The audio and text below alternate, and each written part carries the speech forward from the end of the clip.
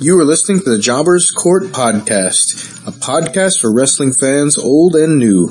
Court is now in session.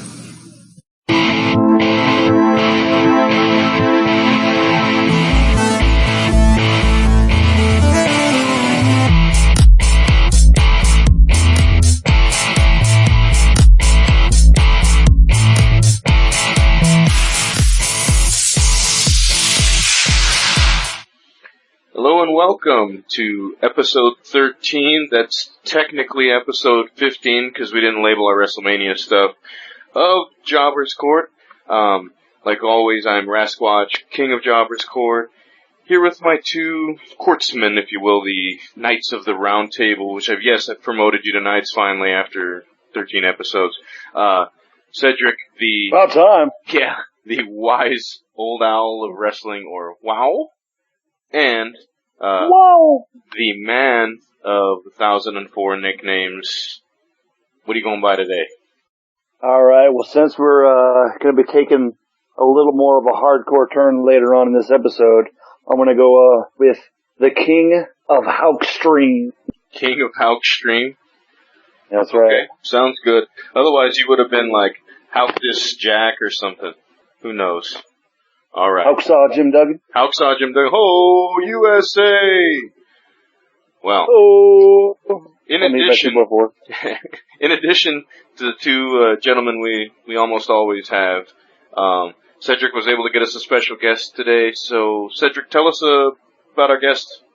Alrighty, our special guest for tonight for our podcast episode 13 is a gentleman that I pretty much met virtually.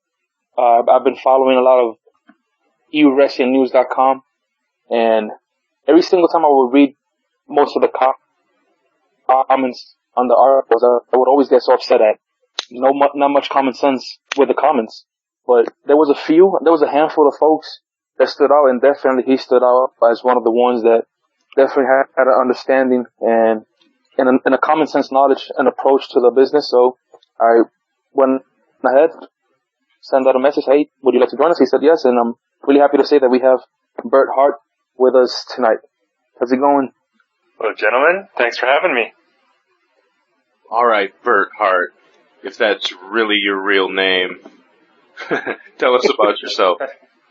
Well, Bert Hart, I guess you could say it's a bit of a gimmick name, but we're going with that one there.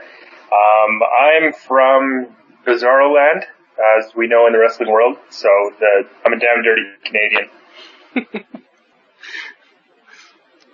Well, Cedric, we should probably get him primed and ready for the court, right? Indoctrination. Most definitely.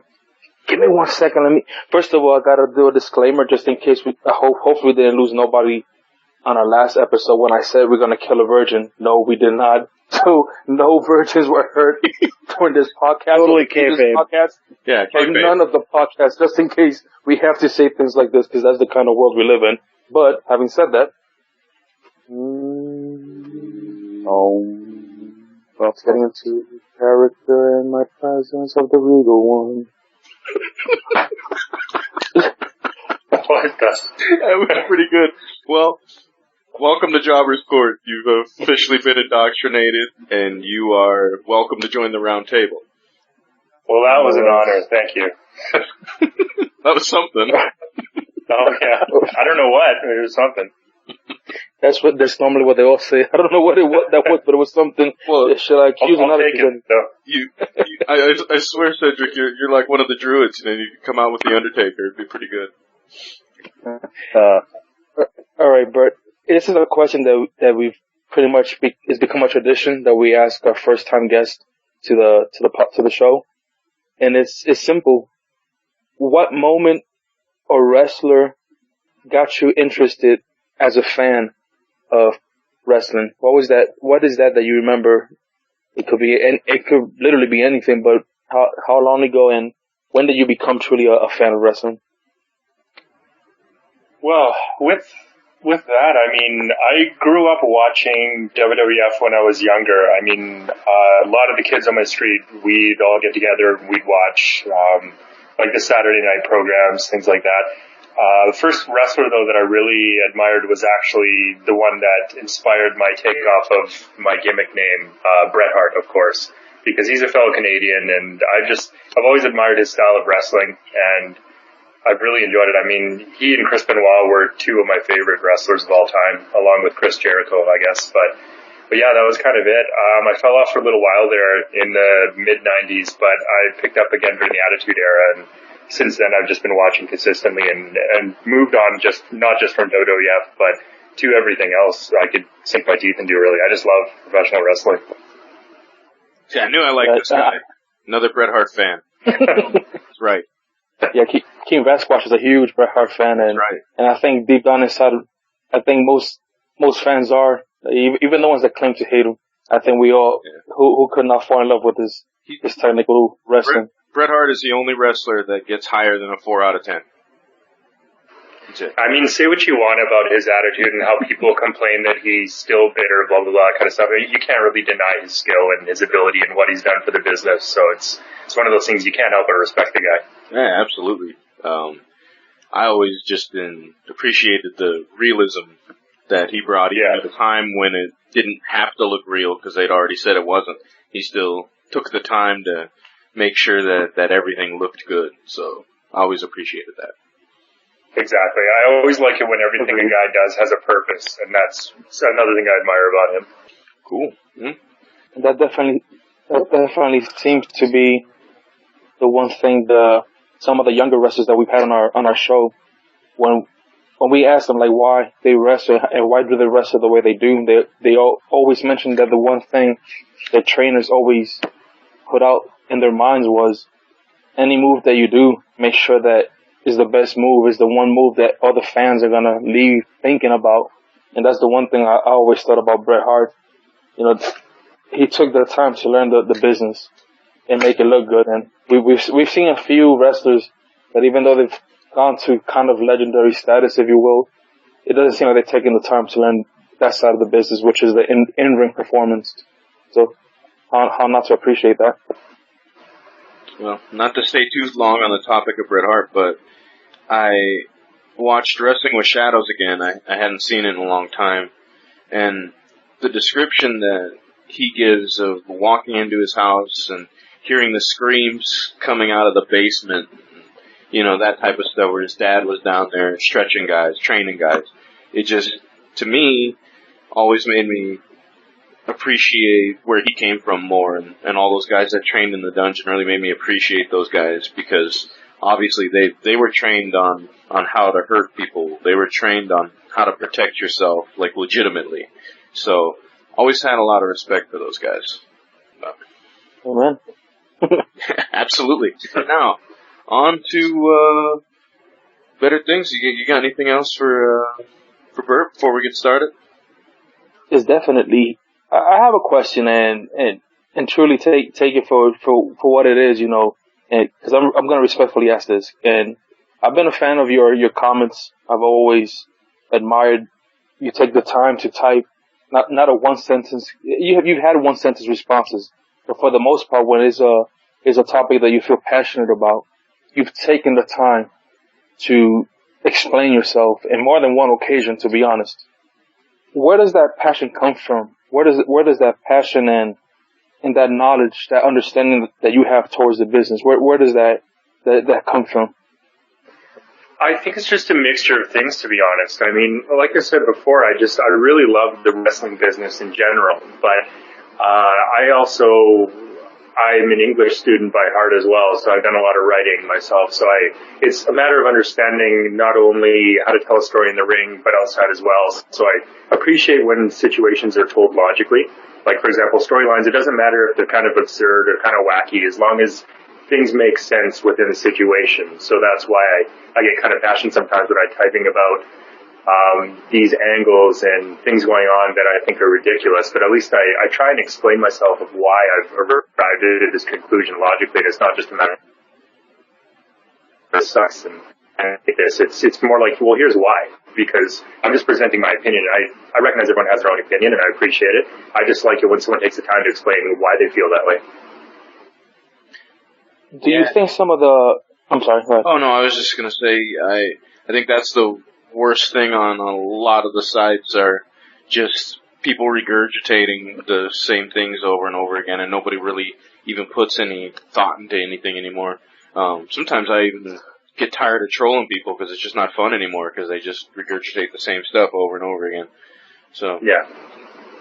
Roman Reigns sucks. Why does Roman Reigns suck? Because he sucks. yeah, he sucks. Can't talk But in the there's plenty of reasons. No. Exactly. That's a great example. I've railed on Roman Reigns quite a few times, actually, admittedly, but I always try and support why. I mean, the fact of the matter is I just don't feel he is right for the spot that he's in, especially after 2.5 years of this consistent push. But that's a different subject, so. Sure. And I'd just say this, I'm probably the one that's probably the biggest Roman Reigns fan, probably the four of us here. And to me, it's all about the creative and the way they use him. I mean, Goldberg had practically no skill as a wrestler, none. But it was the way that he was booked and the way that they presented him that was that allure that made him so popular. And it's just like they forgot how to do that. I don't know. Weird stuff. Absolutely. I completely agree, and that's kind of going back to my point earlier about if you can at least give me a reason why this makes sense in the storyline sense, then that's fine. I mean, but presenting him as the best wrestler in the company, as this super baby face, like it doesn't work because it's not him. Yeah. But it's not to say he can't be a main event player, but you gotta go about it in the right way. Yep, we just want to see more, domination and one-liners. That's really what we need. I like the direction they're going with him now, to be honest. Me too. Like him just coming out there kind of being apathetic against the crowd. I don't like the fact that he has to repeat that same line every night, but I actually think he's doing it now just to get heat, like legitimately. I think he just keeps if he is, then good for him. Yeah, that's great. Or at least I'd like to think that. But yeah, let's go with that. We'll give him a bit of credit. Oh, come on, guys. Come on, guys. Not a bad guy. I mean, I'll take that over Magic Beans any day, so. Yeah. Or tater tots. Or tater tots, yeah. That's still my favorite. I laughed pretty hard at the tater tots thing, but maybe that's just my memories of Taco John's coming back. I don't know. Which they could sponsor us, by the way. I'd support them. But, yeah. Anyway. So, before we move on, I just want to give a little preview of what we're going to be talking about today. Kind of a subject near and dear to a lot of our hearts. We've talked about a lot, just not on the podcast. And that's going to be off seasons in pro wrestling. What are some of the pros and cons of it? We're going to give our thoughts on this Payback Network Special. It's going to be coming up. And then we have another match of the week. It's going to be my selection. We'll get into that a little bit later. And then, of course, we're bringing back the fantasy booking after a few-week hiatus. So, Bert, you ready to go? I'm good to go. Awesome. Well, I guess as our guest, you go ahead and lead us off on the subject of seasons in pro wrestling. What's your opinion on them? Obviously, we have Lucha Underground that does the seasonal-based wrestling. Most of the other TV wrestling is year-round. Do you think it would be a benefit to a company to kind of do their wrestling in terms of seasons, or no? That's a tough one. I mean, I think that there are definitely pros and cons with it. The pros for it, you give guys time off, so they're not constantly injuring themselves. I mean, look at the situation that WWE's in right now, where all these guys are on the shelf, and who knows if maybe having them get some extra time off to recuperate would make a difference or not. But it is an opportunity to kind of give people a bit of rest. Also gives you a chance to keep the storylines fresh, because Lord knows that even with their 28 writers they have now, they're not doing that great of a job fleshing out the stories for everyone on the roster. Sure. Do you like the way Lucha Underground is filmed, though? Do you get that season and then you get like 6 months or so before they get back into it? Do you think that kind of keeps that hunger, that want for the product a little bit higher, so you're more excited when it comes back? I think it could. It does run the risk of having people kind of forget a little bit of what's been going on, but that's where the fact that the company is so huge with WWE, they could do things, for example, in rotation. I mean, they have NXT running at the same time as WWE main roster, and then you could potentially do a Raw and SmackDown brand. You could rotate those or anything like that. They've got a lot of stuff to put on the air in the meantime and keep you going and keep you updated on what happened last time and what'll be coming up. But I don't think it's been too much to the detriment of Lucha Underground, because I mean, look at the fan base for that. It's already big, and it's still growing. Mm-hmm. And saying they're only second season, and it's growing to be, I'd say, probably the third most popular in the United States right now, but continues to get more and more fans. Hopefully they just don't spend all their money and they're able to actually continue, because the shows have been great. Yeah, I've really been enjoying it. If you were gonna pitch an off-season type thing, how would you do it? For WWE in general? Yeah.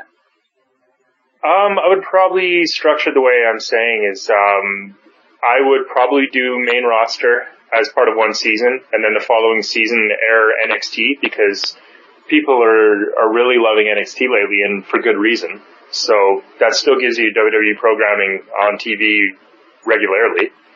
Other than that, I don't think there'd be much more of a pitch needed. You could just highlight the pros of letting guys rest. You can utilize them more for public appearances, more Make-A-Wish stuff, because WWE already does a lot with that, but it reflects well on the company from a business standpoint to have your superstars doing a lot of charitable work and things like that. So it's an advantage for your image as well.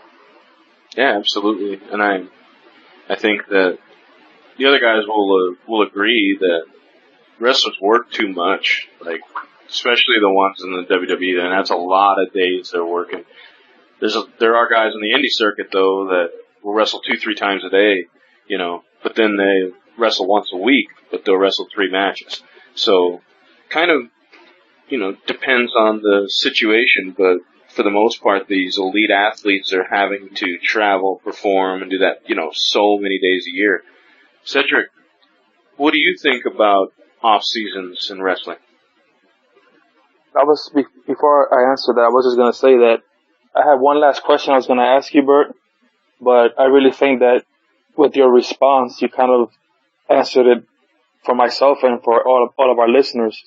And I was going to ask you if people had kind of like a bad idea of you, because many of the comments that I read, a lot of the times they mention like, well, you're always being so negative, you're always being so negative. But just listening to your response, I'm like, and even the things that you've answered before, I don't think necessarily is being too negative. Sometimes it's just the truth. A lot of folks want to be optimistic, and it's not that there's nothing wrong with that. But when you're being almost blind optimistic on something that really there's no reason why to believe that way, just because you want to, I think some of the folks probably have gotten a wrong idea of who you are. And I'm actually glad that you're here on our podcast answering these few topics, because it'll give the listeners an insight of how your mind really works. Just wanted to share that with you. Oh, I appreciate you saying that. And I mean, that's a point that I didn't touch on either in my response earlier was, yeah, I do get a lot of heat sometimes for saying I'm overly negative or I'm just a hater or whatever they say. But the fact of the matter is, I keep saying it too, all I really ask for is just a little bit of logic and have the booking make sense and utilize the guys that you have. That's what irks me so much. And when I highlight the fact that they could definitely use a lot of the mid-card guys better, and I try to explain myself and why and not come across as too negative, but I know it reflects that way sometimes. But really, like you said, a lot of it is just people being overly optimistic. I mean, there comes a point where is it worse to be negative about the product, or is it worse to be overly optimistic about something that really isn't that great of a product sometimes? I think I've told the guys before, you know, it gets, my one thing that I've said before in previous podcasts is we are fans, and saying something negative or critiquing, even if it's a really hard critique or difficult critique for someone that's very positive to hear, I don't think there's nothing wrong with that. But like I've read folks that they hate so much on the product that it almost sounds like you just don't enjoy it. Like if you truly don't enjoy it day in and day out, week after week, then maybe it's time to move on, because it's gotten to a point where there's certain things that we notice are not going to change. But I think these past few weeks, we have seen some change. Why is it happening now? Is it to push more the Shane McMahon being in charge angle storyline? Maybe. But we can clearly see, even with the way things are in NXT, there is still, I hate to use this word, but there's still hope for a WWE that might not reflect what we had before, but it'll be a good positive one. I guess it's just giving it time. So that I just wanted to share that with the folks, that it might sound negative, but you always given your point of view as to why you think the way you think. And I always realize this man just wants a logical, makes sense storyline.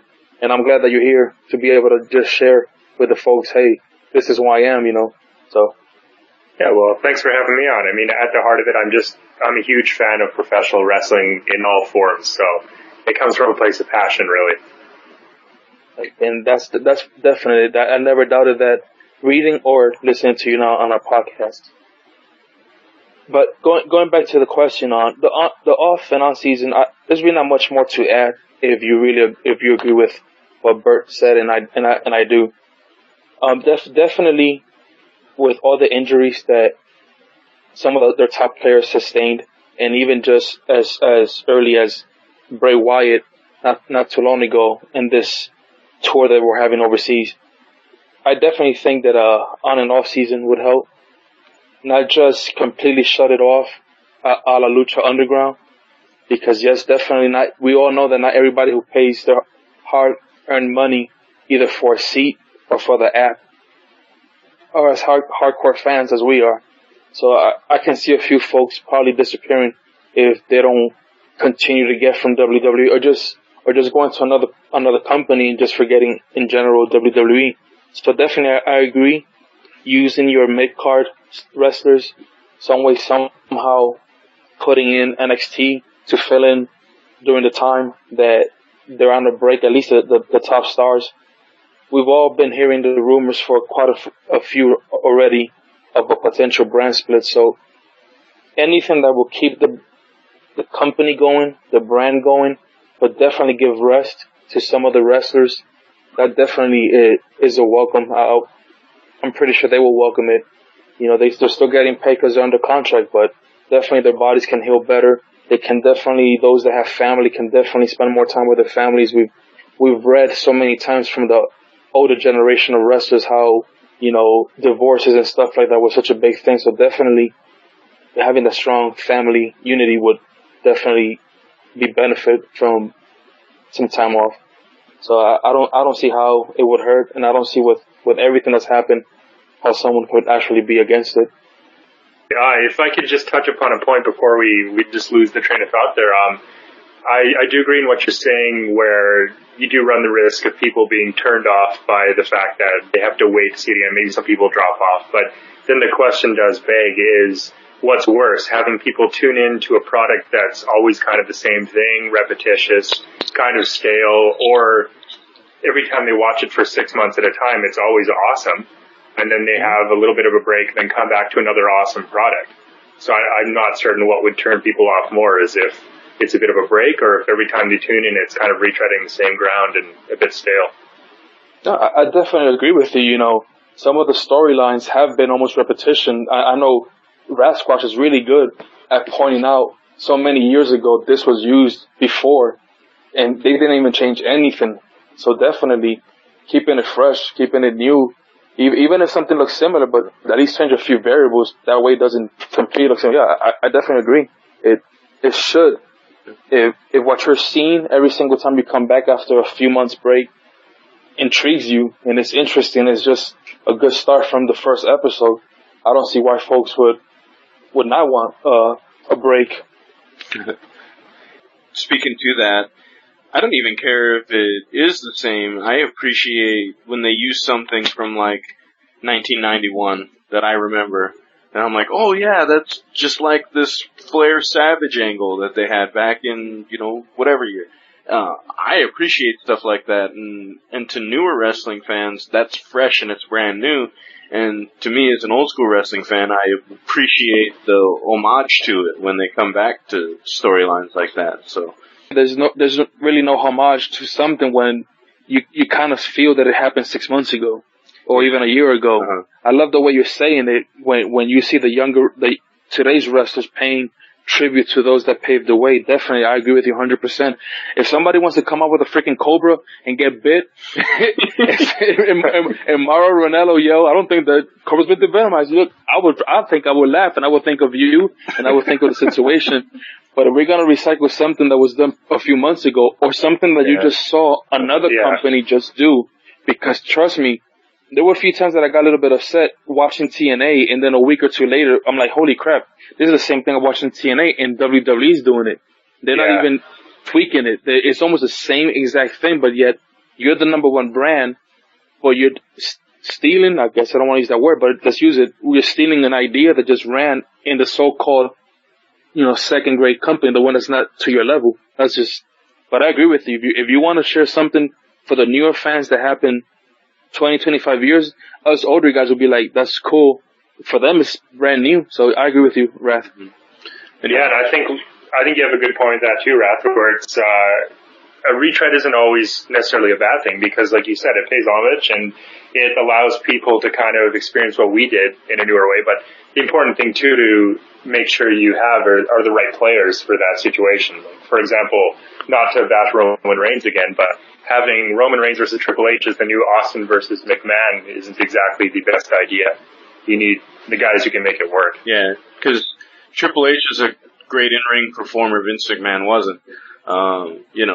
Austin was highly charismatic. Roman Reigns isn't.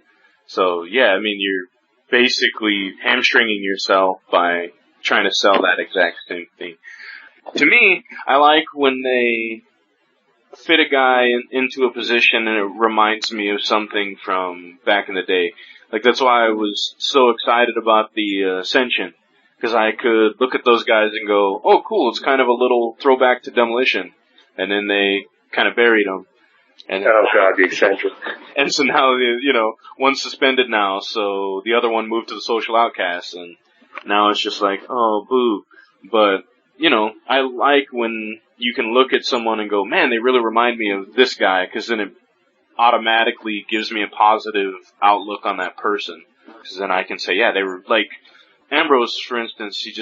A lot of times I look at him and I see a lot of Brian Pillman, just in his personality, his mannerisms. He's not as crazy, but his personality, his mannerisms, and I'm like, that's cool. It reminds me of Brian Pillman. Yeah, I was going to say the same thing. But we digress a little. Cedric, did you have anything else? No, I'm good, Matt. Okay, cool. Hulkster, whatever you're going by tonight, the House of Hulkcore. There you go, the House of Hulkcore. Alrighty, I dig it. Well, really not too much to add onto what you guys are saying. You're right. There's ups and downs, pros and cons to both sides of it.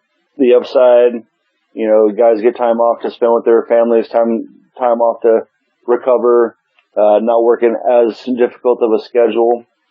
On the flip side, you got the fans going however long without. You also have the writers pushing more. On the brand split, you have them writing more stories and everything. But to be honest with you, I really could care less about having writers make more work. Wrestling aside, because let's remember, wrestling at its core is a TV show. Unless you're at the Indies and it's a live theater, but it's a show. It's a story unfolding. So picture in your mind your favorite TV show that's not wrestling. And you're watching it on TV, you're not streaming it on Netflix or downloading the newest episode so you can watch it immediately and binge watch for 8 hours. But your favorite TV show, and at the very end of the season, where you have this big cliffhanger, and you cannot wait 3 or 4 months for that next episode to come out, and you're like, oh, I gotta go. And then when it finally comes, alright, here we go, what's happening next? I think that would play really well into wrestling. My idea will be take 2 or 3 months off after WrestleMania and then come back in somewhere in the middle of June for a quick build up to SummerSlam. So you have that time off for everybody to relax, recover, because WrestleMania is the show of shows, granddaddy of them all. Why not have your big climax, maybe throw a couple cliffhangers in there with a couple feuds, and then give time off for some guys. That would be my thoughts on an off season on how I would work it. So you give everybody a legitimate 3-month break. Yeah, just hey, go home. You know, we're paying you enough money. If you want to do some publicity stuff, you want to do the Make-A-Wish stuff, you know, here's your chance to do whatever you guys want to do. Every other legitimate sport does it. Why can't wrestling? I like the idea of it. So I was kind of going with the same thing you were going with, Falcon. Think about The Walking Dead, right? What comes on right after The Walking Dead gets over? Fear the Walking Dead comes on. When you're watching Flash and Arrow on the CW, what's coming on in between those two shows? You've got Legends of Tomorrow. Agents of S.H.I.E.L.D., you've got Agent Carter. You've got all these shows that gap fill the main shows for a couple months. I honestly think that WWE could do the exact same thing, where they have their main show and then they have sort of just some different performers filling in for that few months, building their own storylines, and then right toward the end, you know, it all comes together for WrestleMania. All right, I'd say right around Royal Rumble time frame, everything all comes together, and then that's when they're all going to work, you know, their full time in. I sort of picture it that way. If they were going to do like a type of off season, you'd almost have a split where this grouping of wrestlers is going to work for 3-4 months, and then this grouping is going to work for 3-4 months, and then they combine both rosters for 3 or 4 months. Yeah. Do you think that actually would be a really good time of year too? Before the Royal Rumble, take off part of the holidays. You eliminate some of the competition with NFL Monday Night Football, and come back for like the tribute to the troops that they always do in December, and then kick off right from there. Yeah, and I think that would kind of allow what we're talking about, but it also would allow us to see more talent on our TV and not the same faces every single week, 3 times a week. Because I think oversaturation is one of the main problems with wrestling right now, and I think that would be something that would really keep me more interested if I could see more storylines going with mid-card guys. Perfect example, I'm watching the Raws back from 93. Yokozuna's been the champion. Haven't seen the guy wrestle in like 4 months on these episodes of Raw. Haven't even seen the guy on TV. They talk about him occasionally.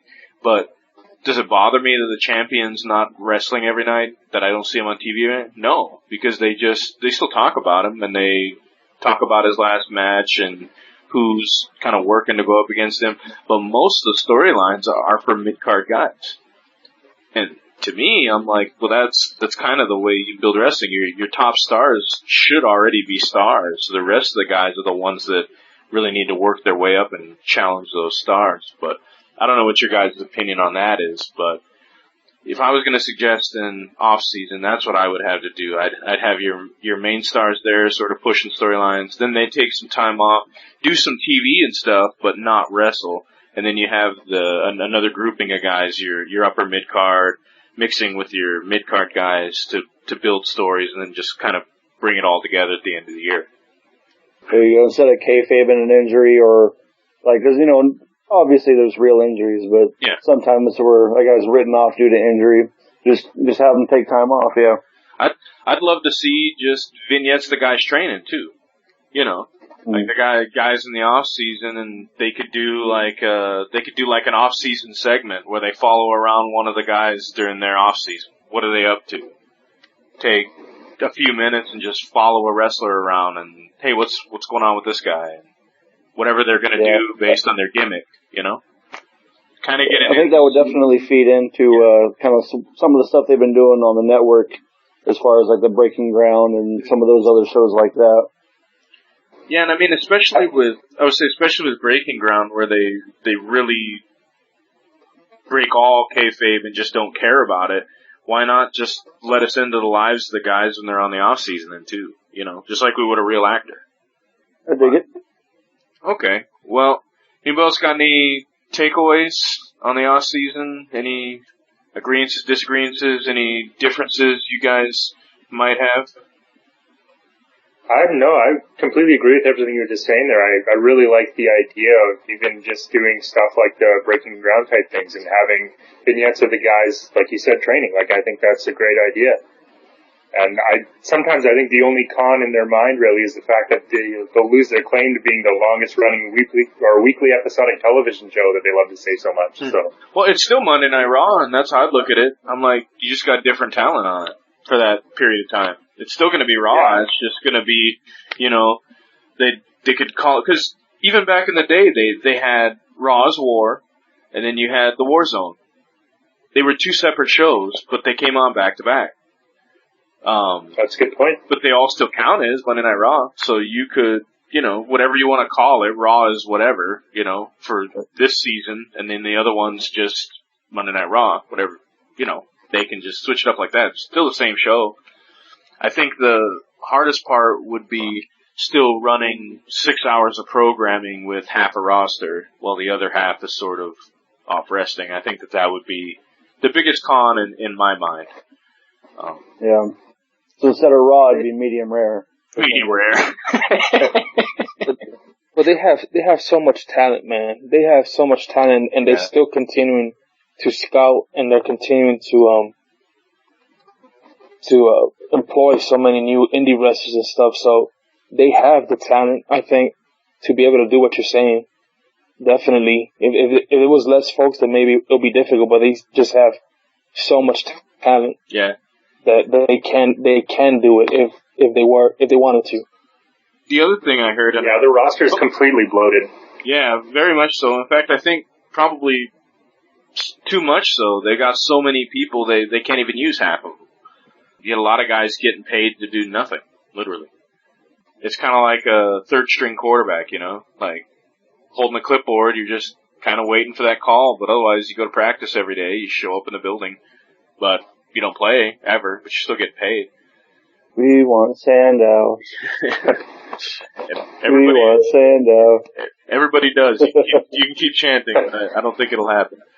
Be nice, but All right. So we've kind of covered everything. Some few pros and cons of off seasons. Anybody got anything else before we move on? Going once. Going twice. One of you's gonna break in. And you didn't do it. Nice. Alright. Well, actually, I got something. Damn you. I hate you. I'm just messing. Go ahead. Alright. Well, we want to switch gears a little bit. We could spend a little bit of time on this topic, so it's good. We want to talk a little bit about Payback that's coming up. Good time to kind of give our preview for a few things, just because we're not going to get a chance to before it actually airs. So, right now there's 6 matches on the card. We have Enzo Amore, Colin Cassidy versus the Vaudevillains for the number 1 contendership. Charlotte with Ric Flair versus Natalya with Bret Hart. And Sami Zayn versus Kevin Owens, Dean Ambrose versus Chris Jericho. And we're going to have The Miz versus Cesaro for the Intercontinental Championship, and then Reigns versus Styles for the heavyweight title. Which match, Bert, do you think you're the most excited for? I would probably say Sami Zayn versus Kevin Owens. I haven't had the chance personally to see a lot of their matches together. By the time they were both in NXT together, it wasn't being aired in Canada as often, so I wasn't able to really see it. So I'm looking forward to that, to be honest. I like the fact that they're still consistently feuding overall this time, and it has such a history to it. And you know me with my logic that I like behind it. I like the fact that they're not just coexisting now and reluctantly friends or just there, kind of a couple of weirdos together, but they actually still hate each other. I like that a lot. I like the promos too, because they've taken time to kind of tie their storylines together for people who may not have been aware of their history. So I like the fact that both talk about how they were friends and now they're not, and the point of views from each other of why that didn't work out. Kevin Owens' jealousy, Sami Zayn, just holding him back or, riding his coattails, as he was saying. Those type of things I really appreciate in a storyline, because obviously it means more when we get to see these guys finally go at it again. Yeah, and I like the fact that during the promos, too, they take cheap shots at each other, because that's what two old friends would do if they were feuding with each other. So, I like everything about this feud, to be honest. Yeah, and honestly, because he's going against Sami Zayn, we're not getting as many Kevin Owens cheers anymore either, because he's falling more into his role as a heel, and they've picked the right face for him to go up against, where the people aren't really cheering him because they don't like the guy he's going up against. Everybody loves Sami Zayn, so it's one of those things where I think they did a good job putting this together. It's starting to get up there with the women as far as the way the storylines are working, and starting to a good progressive, logical storyline, because honestly the women have probably had the best ones for close to a year now. So, which match do you think you're least looking forward to? Honestly, I would probably say the tag title match, well, number one contenders for tag title. Again, with the two teams there, Vaudevillains and Enzo and Cass, I didn't get a chance to see a lot of their in-ring stuff, but from what I've seen so far on SmackDown and everything, it hasn't really blown me away, and they've both kind of been hot-shotted right to the top. I mean, I thought Enzo and Cass starting out against the Dudleys would have been a good enough feud to go for at least a couple months, but they seem to have blown that off rather quickly and had them pin the Dudleys clean and take care of that, wrap it up really quickly. So I just don't feel there's enough of a draw for me there, regardless of the fact that they're going for a number one contender for the tag title. Yeah, I think the stakes are high, but just haven't had that huge build for it. And then now you got a couple of teams who a lot of fans are probably out there scratching their heads, still wondering who these guys are. And I think that's probably the biggest problem with NXT talent when they first come up. Half your audience probably is rabid and knows who these guys are. The other half is just like, who are these guys? So, especially with the Vaudevillains and then their really weird throwback gimmick, a lot of people might not get it. Yeah, I mean, with that gimmick, it's main roster death, really. Like, I mean, they're just too wacky for the way they book people on main roster. They don't have a small enough crowd to connect with it, and the storylines are in. I mean, up against Enzo and Cass, the Vaudevillains, they should be booked more goofy than they are. But the way they're being booked here, I mean, just look at SmackDown. That promo they had together, it was almost a serious promo between the two of them, which was just weird to see these two guys who were dressed like the 1940s out there delivering a serious promo against the guys in the ring. Like, it just doesn't play out very well on this stage, in my opinion. I honestly think I liked the Vaudevillains when they were faces a lot more. And I think that gimmick worked better for them when they were working face than it does the heel. Because I can't really take them as serious as heels, but as faces, I could totally see them just being the goofball, funny, throwback gimmick type thing. So, yeah, I don't know what's going to happen to them in the future, but for now it's just sort of the strange entrance and the black and white and the large words and the, all that kind of stuff that they keep throwing out there. We'll see. I think what's going to happen in the ring is going to be just fine. It's just a matter of what ends up happening storyline wise. Does the loser of this match just fall back into obscurity or not? Yeah, I mean, I'm hoping for the best. Again, I haven't seen enough from either of them wrestling-wise to really judge it. Wouldn't be fair for me to do that, so sure. I'll wait and see. But as of right now, it's way too tepid for me.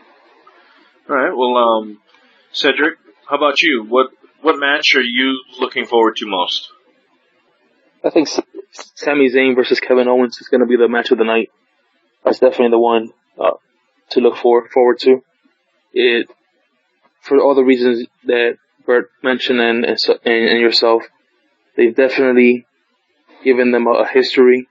For those who follow on NXT, we know that there was some hatred there, and it's nice to see that even before Sami was even there, you could tell every now and then a little cheap shot from Kevin Owens. And now that he is on the main roster, definitely he's continued it. A great guy on the mic. I'm so happy that they've given him the opportunity of just being himself when he's on the mic. And he's just, these past few weeks, his wrestling, if you followed him in the indies, you knew the guy could wrestle. And there's so many of his repertoire that has not been allowed to use while in a WWE ring, but still what he has used, you can just tell what an amazing wrestler he is. The things that he can do for his size. One of my buddies doesn't like it because of the size, but like I told him, I'm like, that just elevates it even more. The fact that with his size and body type, the things that he can do is just amazing. And obviously, me and Hawk Stanley, we've talked a lot about Sami Zayn, and I was a fan of his as El Generico, so why not be a fan of Sami Zayn? Not as big of a fan as Hawk Stanley, but definitely he's too a really good wrestler. Love his Nakamura fight, just showing us his repertoire. So this will be a good fight. There's no reason why it shouldn't be, barring any injuries or anything like that. Okay, and then what about the match that you are least looking forward to? To be honest, I think the other 5 matches really don't really appeal to me.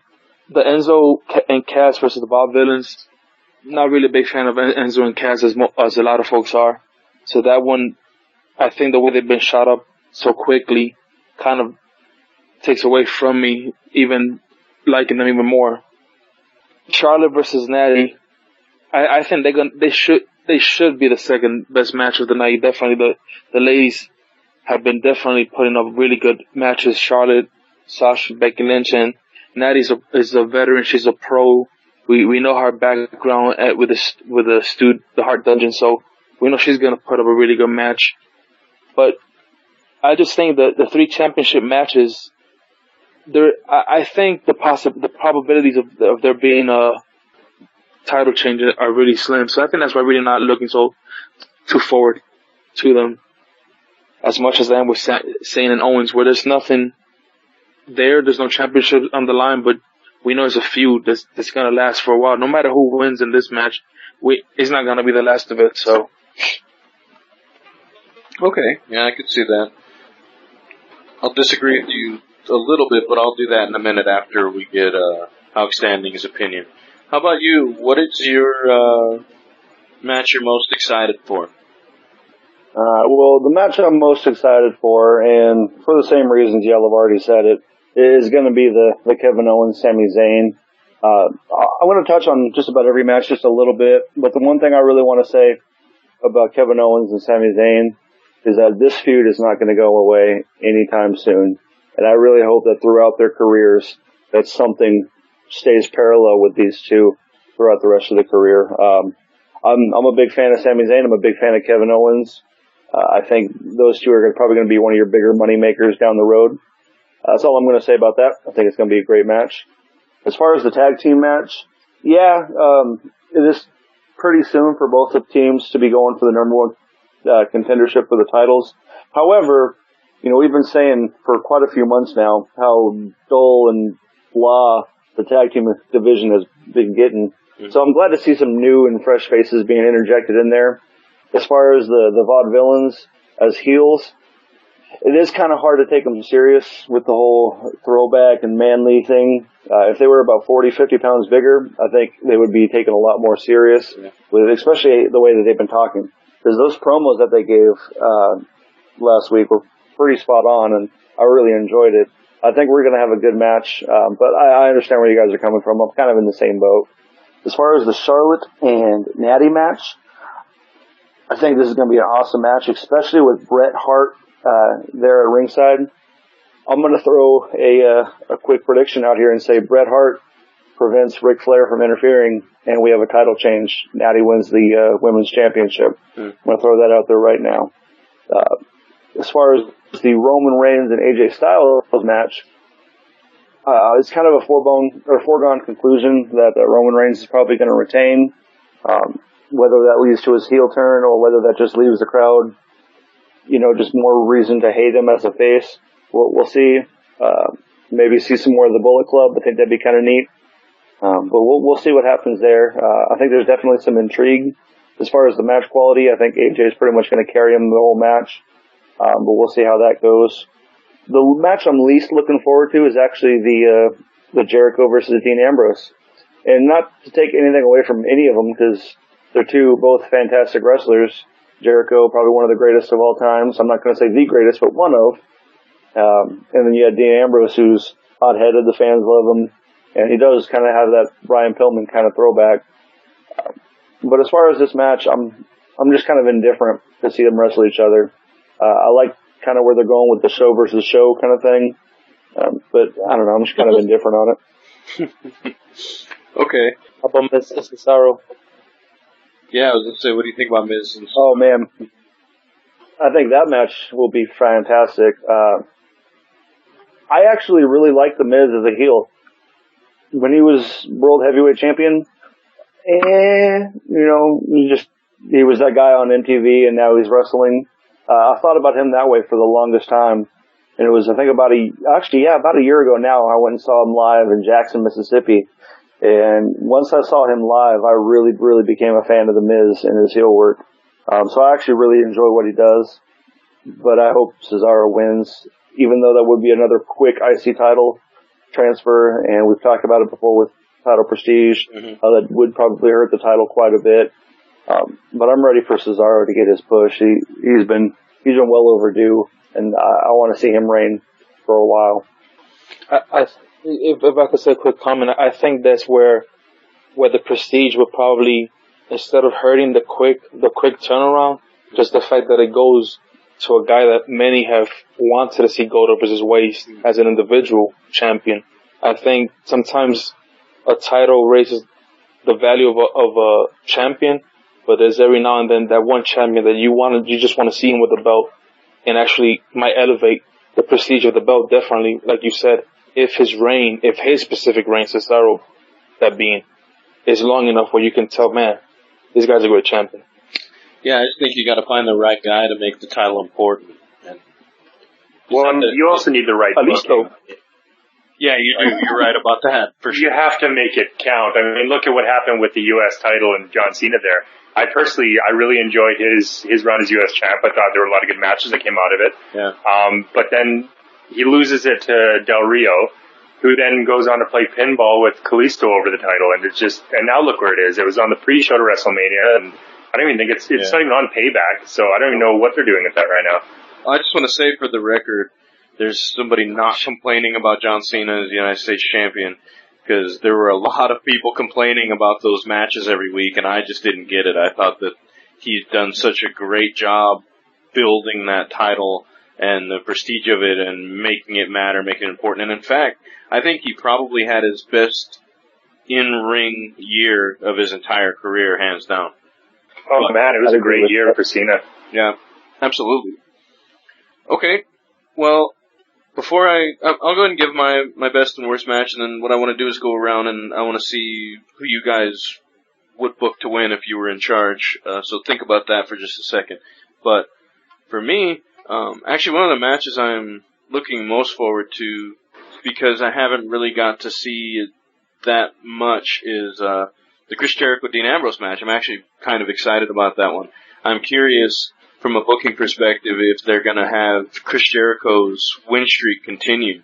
If so, he's a legitimate championship contender at that point. He would have beaten AJ Styles. He's beaten Dean Ambrose. He hasn't lost a match in quite a while when it comes to on a big stage on a network special. So, and I think those guys are going to put a much better match in. Jericho-Ambrose is a much better matchup for Ambrose than Lesnar was, obviously. As far as the match I'm kind of least looking forward to be honest, it's kind of the main event for me. It was really hard to make this exciting when you have two guys who aren't the best, like, mic workers.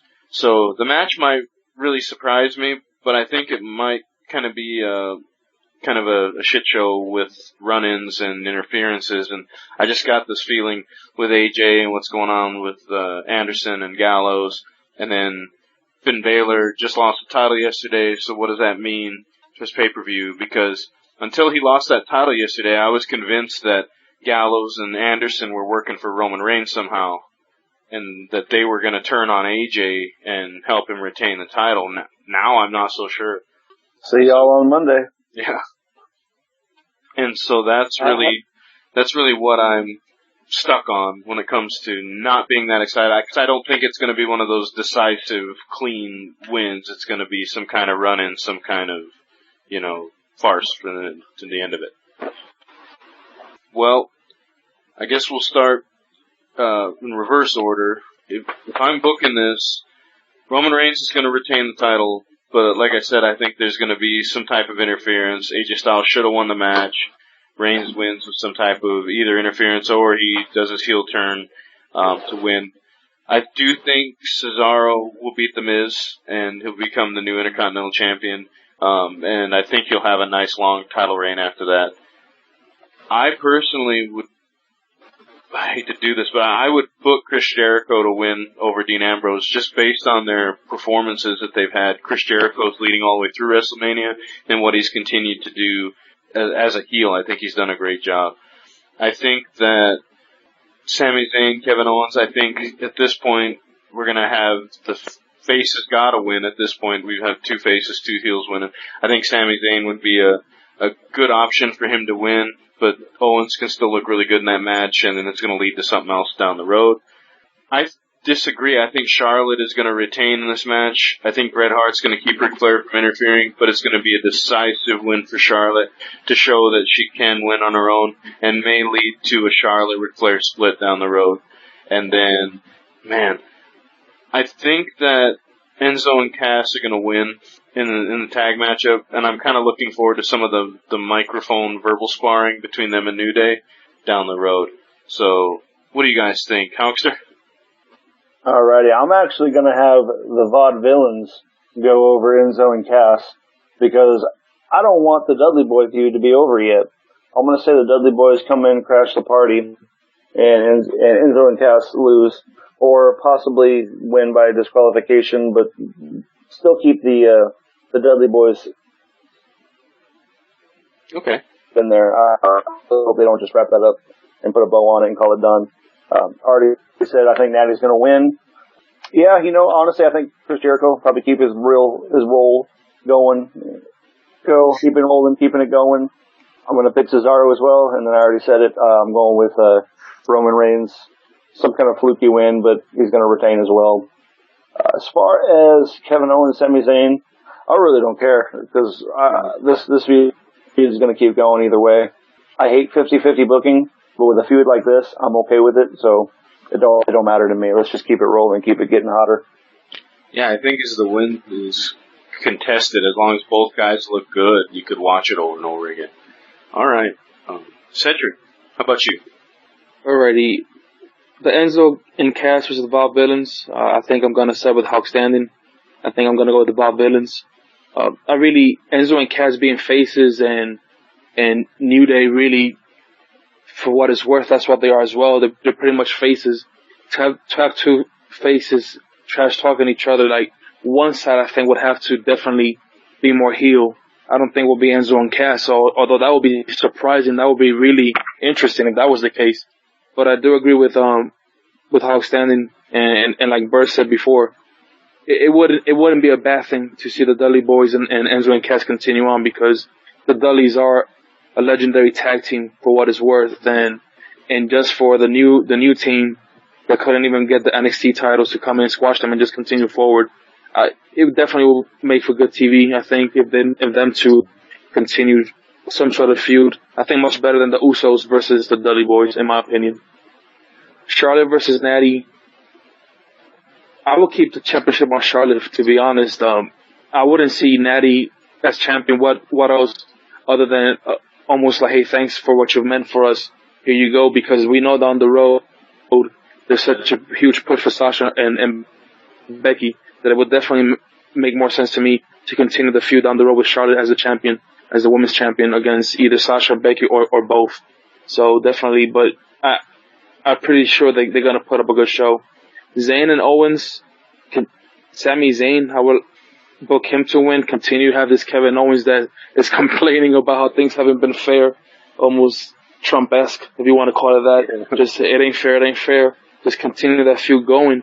Even if for 1 second you kind of see them branching away, I know that at some point Owens will just come in and disrupt the match, and we'll just continue to have more matches, probably ladder matches, steel cage matches, who knows what kind of match or stipulation we will have, but definitely those two are magic together. Ambrose and Jericho, you guys, I couldn't agree more with you guys. Jericho definitely winning. He's been an incredible heel.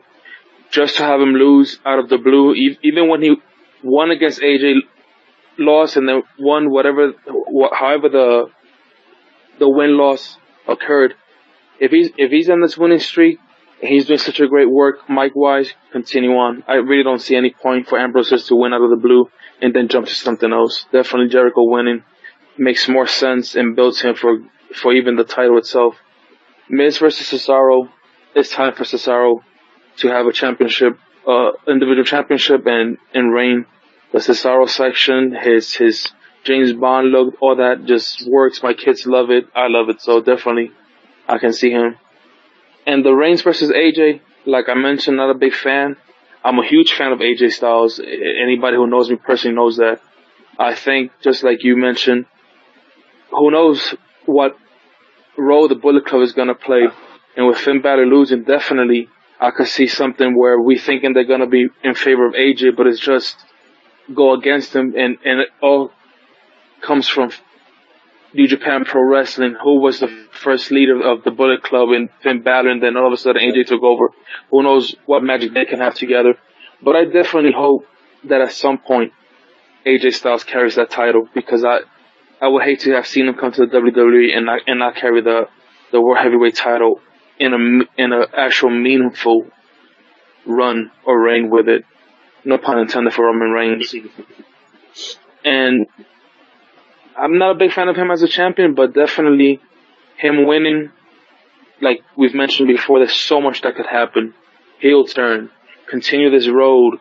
Seth Rollins at some point will have to come back. Triple H, in my opinion, look not as good as the match we're going to talk about later on, but he still has, or is a reason why he's still the Silver Assassin, but there's so much that can happen, so it kind of makes sense to leave him as champion. But if he loses it, I'm not going to shed a tear. I might shed 15 of joy, but. Okay. Bert, how about you? Yeah, I'll start from the bottom and make my way up. So with the number one contender for tag titles, I would probably give it to the Vaudevillains, as much as I don't like them as a team. I do agree with what Cedric is saying there on having two face teams giving promos against each other. That'd be pretty bad, especially two teams on the level of Enzo and Cass and New Day. It's just, I think it'd be a bit too much. I think you could get more mileage out of having a team like the Vaudevillains playing more of a heel role against New Day, and promos back and forth between them. At least it'd be appropriately goofy enough for the teams involved. Mm-hmm. So I'd give it to them. I also think that it's a bit early for either team anyway to be winning the tag titles. I find that kind of strange booking, but again, I don't know what else you can do, because if Vaudevillains go against New Day and lose, then what? They've already lost against the tag team champions, and I don't know, I think that would take a lot of heat away from their debut, so I don't really know what to do with that one, but I still see the Vaudevillains taking it. So I guess next one with Charlotte versus Natalya. Even though I love Bret Hart and everything, I wish they didn't even add that. I think that it's a strong enough match on its own, just having Charlotte versus Natty. And I like the direction they're going with the women's division. I really, really enjoyed the match at Mania. So I would have preferred just to see a good, solid singles match between the two of them. No gimmicks, nothing like that. But in the end, though, I think that Charlotte is going to retain. And I think she should retain and probably hold it until, I'd say, SummerSlam, for Sasha to finally take it and give her that big moment there, because, I mean, Sasha's definitely being primed to be the next women's champion. Okay. So, any thoughts on that from anyone else on those? I agree with you. I think it would have been better if they would have worked something out where maybe Ric Flair was just banned from ringside or something, as opposed to adding Bret Hart in. But yeah, at the same time, you're bringing in star power. Nothing wrong with that. And if you I don't know if you got to see their match in NXT, but it was Charlotte with Ric Flair and Natalya with Bret Hart during that match, and it was a really amazing match as well. So I don't know if maybe they're just going to try to relive that like they did in NXT or what, but either way, I think just it's the same as neutralizing Ric Flair, so either not having him out there or Bret being out there to keep an eye on him. Either way, it neutralizes Ric, so. I did see that match, and I completely agree. If they use it that way to just have them basically there to neutralize each other, then that's fine with me. I'm just concerned it'll become more about Rick and Brett because it's main roster, it's on pay-per-view. But if they keep it the way it was in that NXT match, I have no problem with it. I think it'd be fine. Okay. So then next up, Zayn versus Owens. I really don't know who to call it on. I would almost say that Zayn would have to win because he's lost so many damn times to Owen already that I think it would just be necessary for this to continue. It'd give Owens another reason to be pissed off and continue the feud. But personally, I don't really mind who wins as long as both guys come across looking good. Mm. That's all they really need to do. I don't really want to see any stupid roll-ups or anything like that. We've seen enough of that. So however they can work it that both guys come across looking good, that's fine by me. When it comes to Ambrose versus Jericho, this might not be a popular opinion, but I would actually like to see it go to no contest.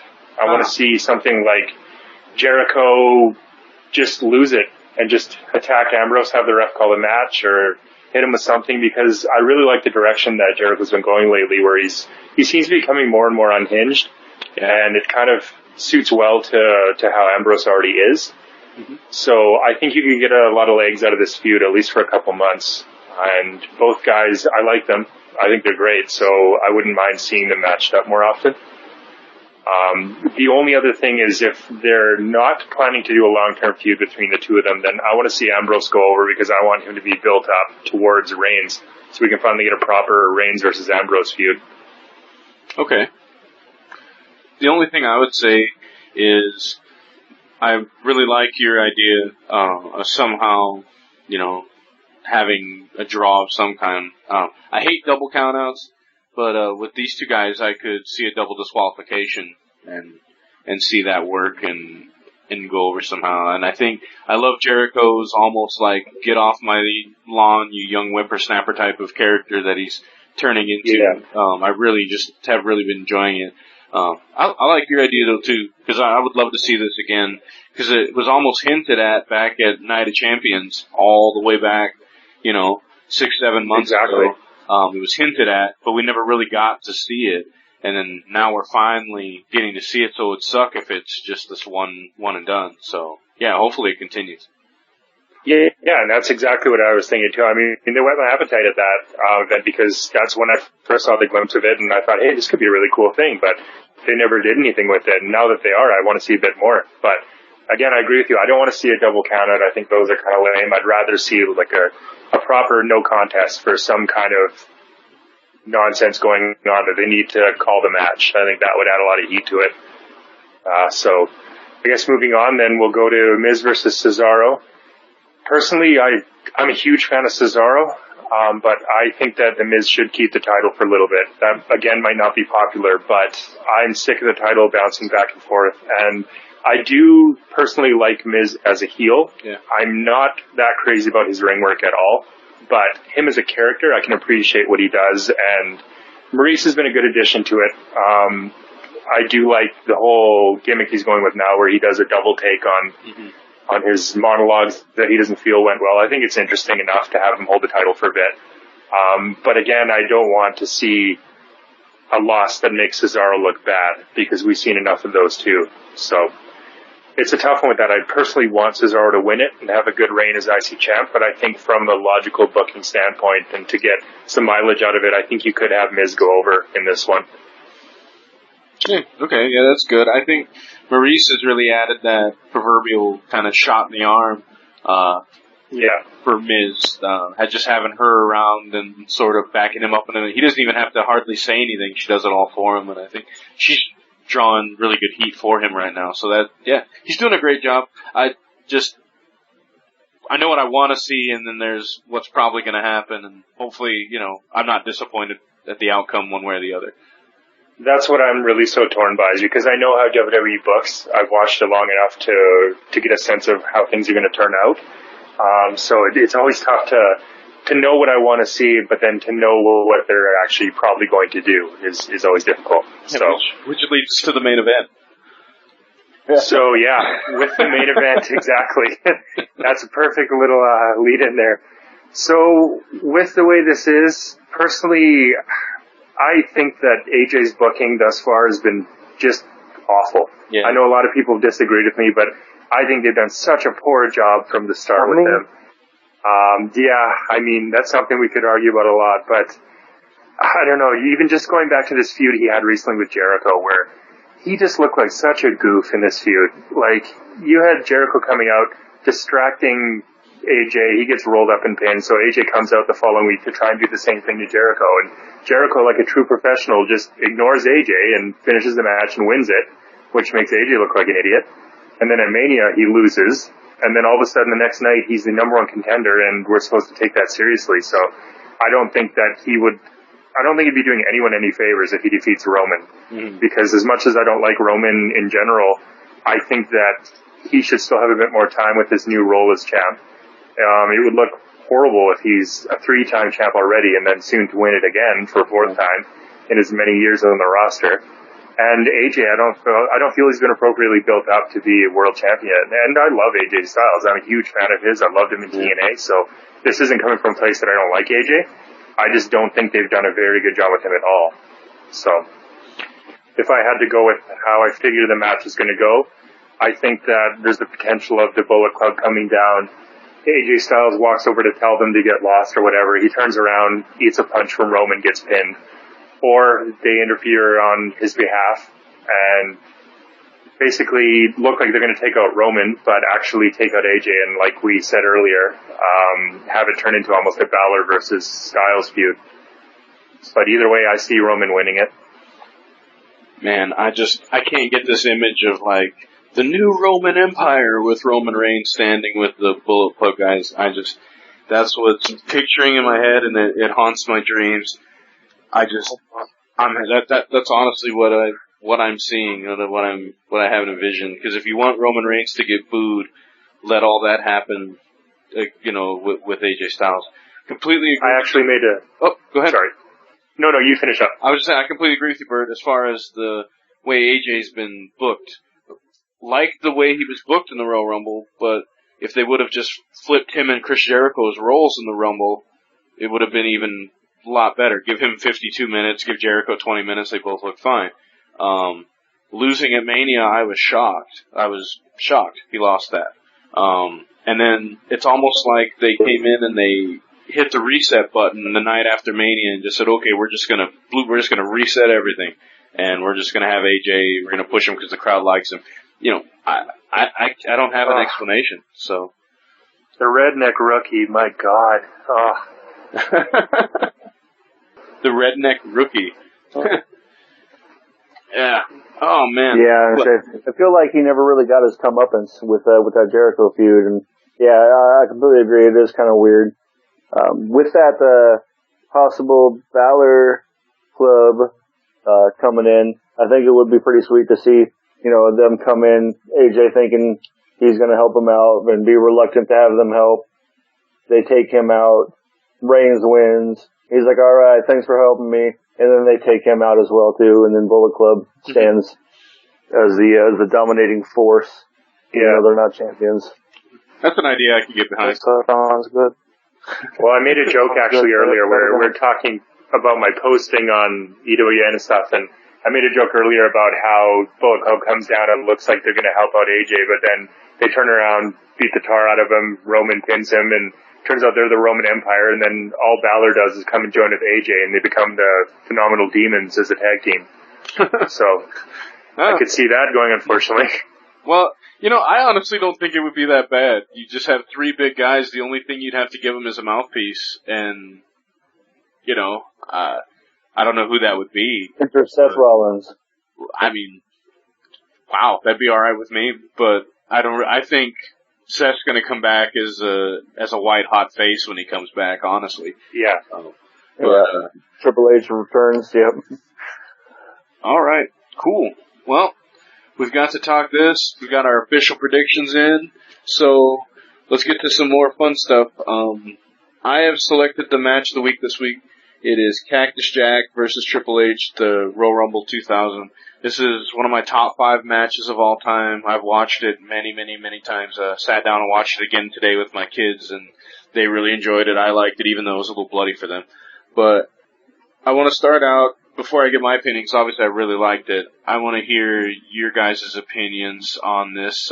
Cedric, why don't you start us out about your opinions on this match? I remember watching this match the first time that it happened. It was just an amazing match, and I still to this day rewatching it get goosebumps just seeing Cactus Jack in the WWE ring. First of all, just watching the promotion video that they showed before the match, what a great way to build up a feud.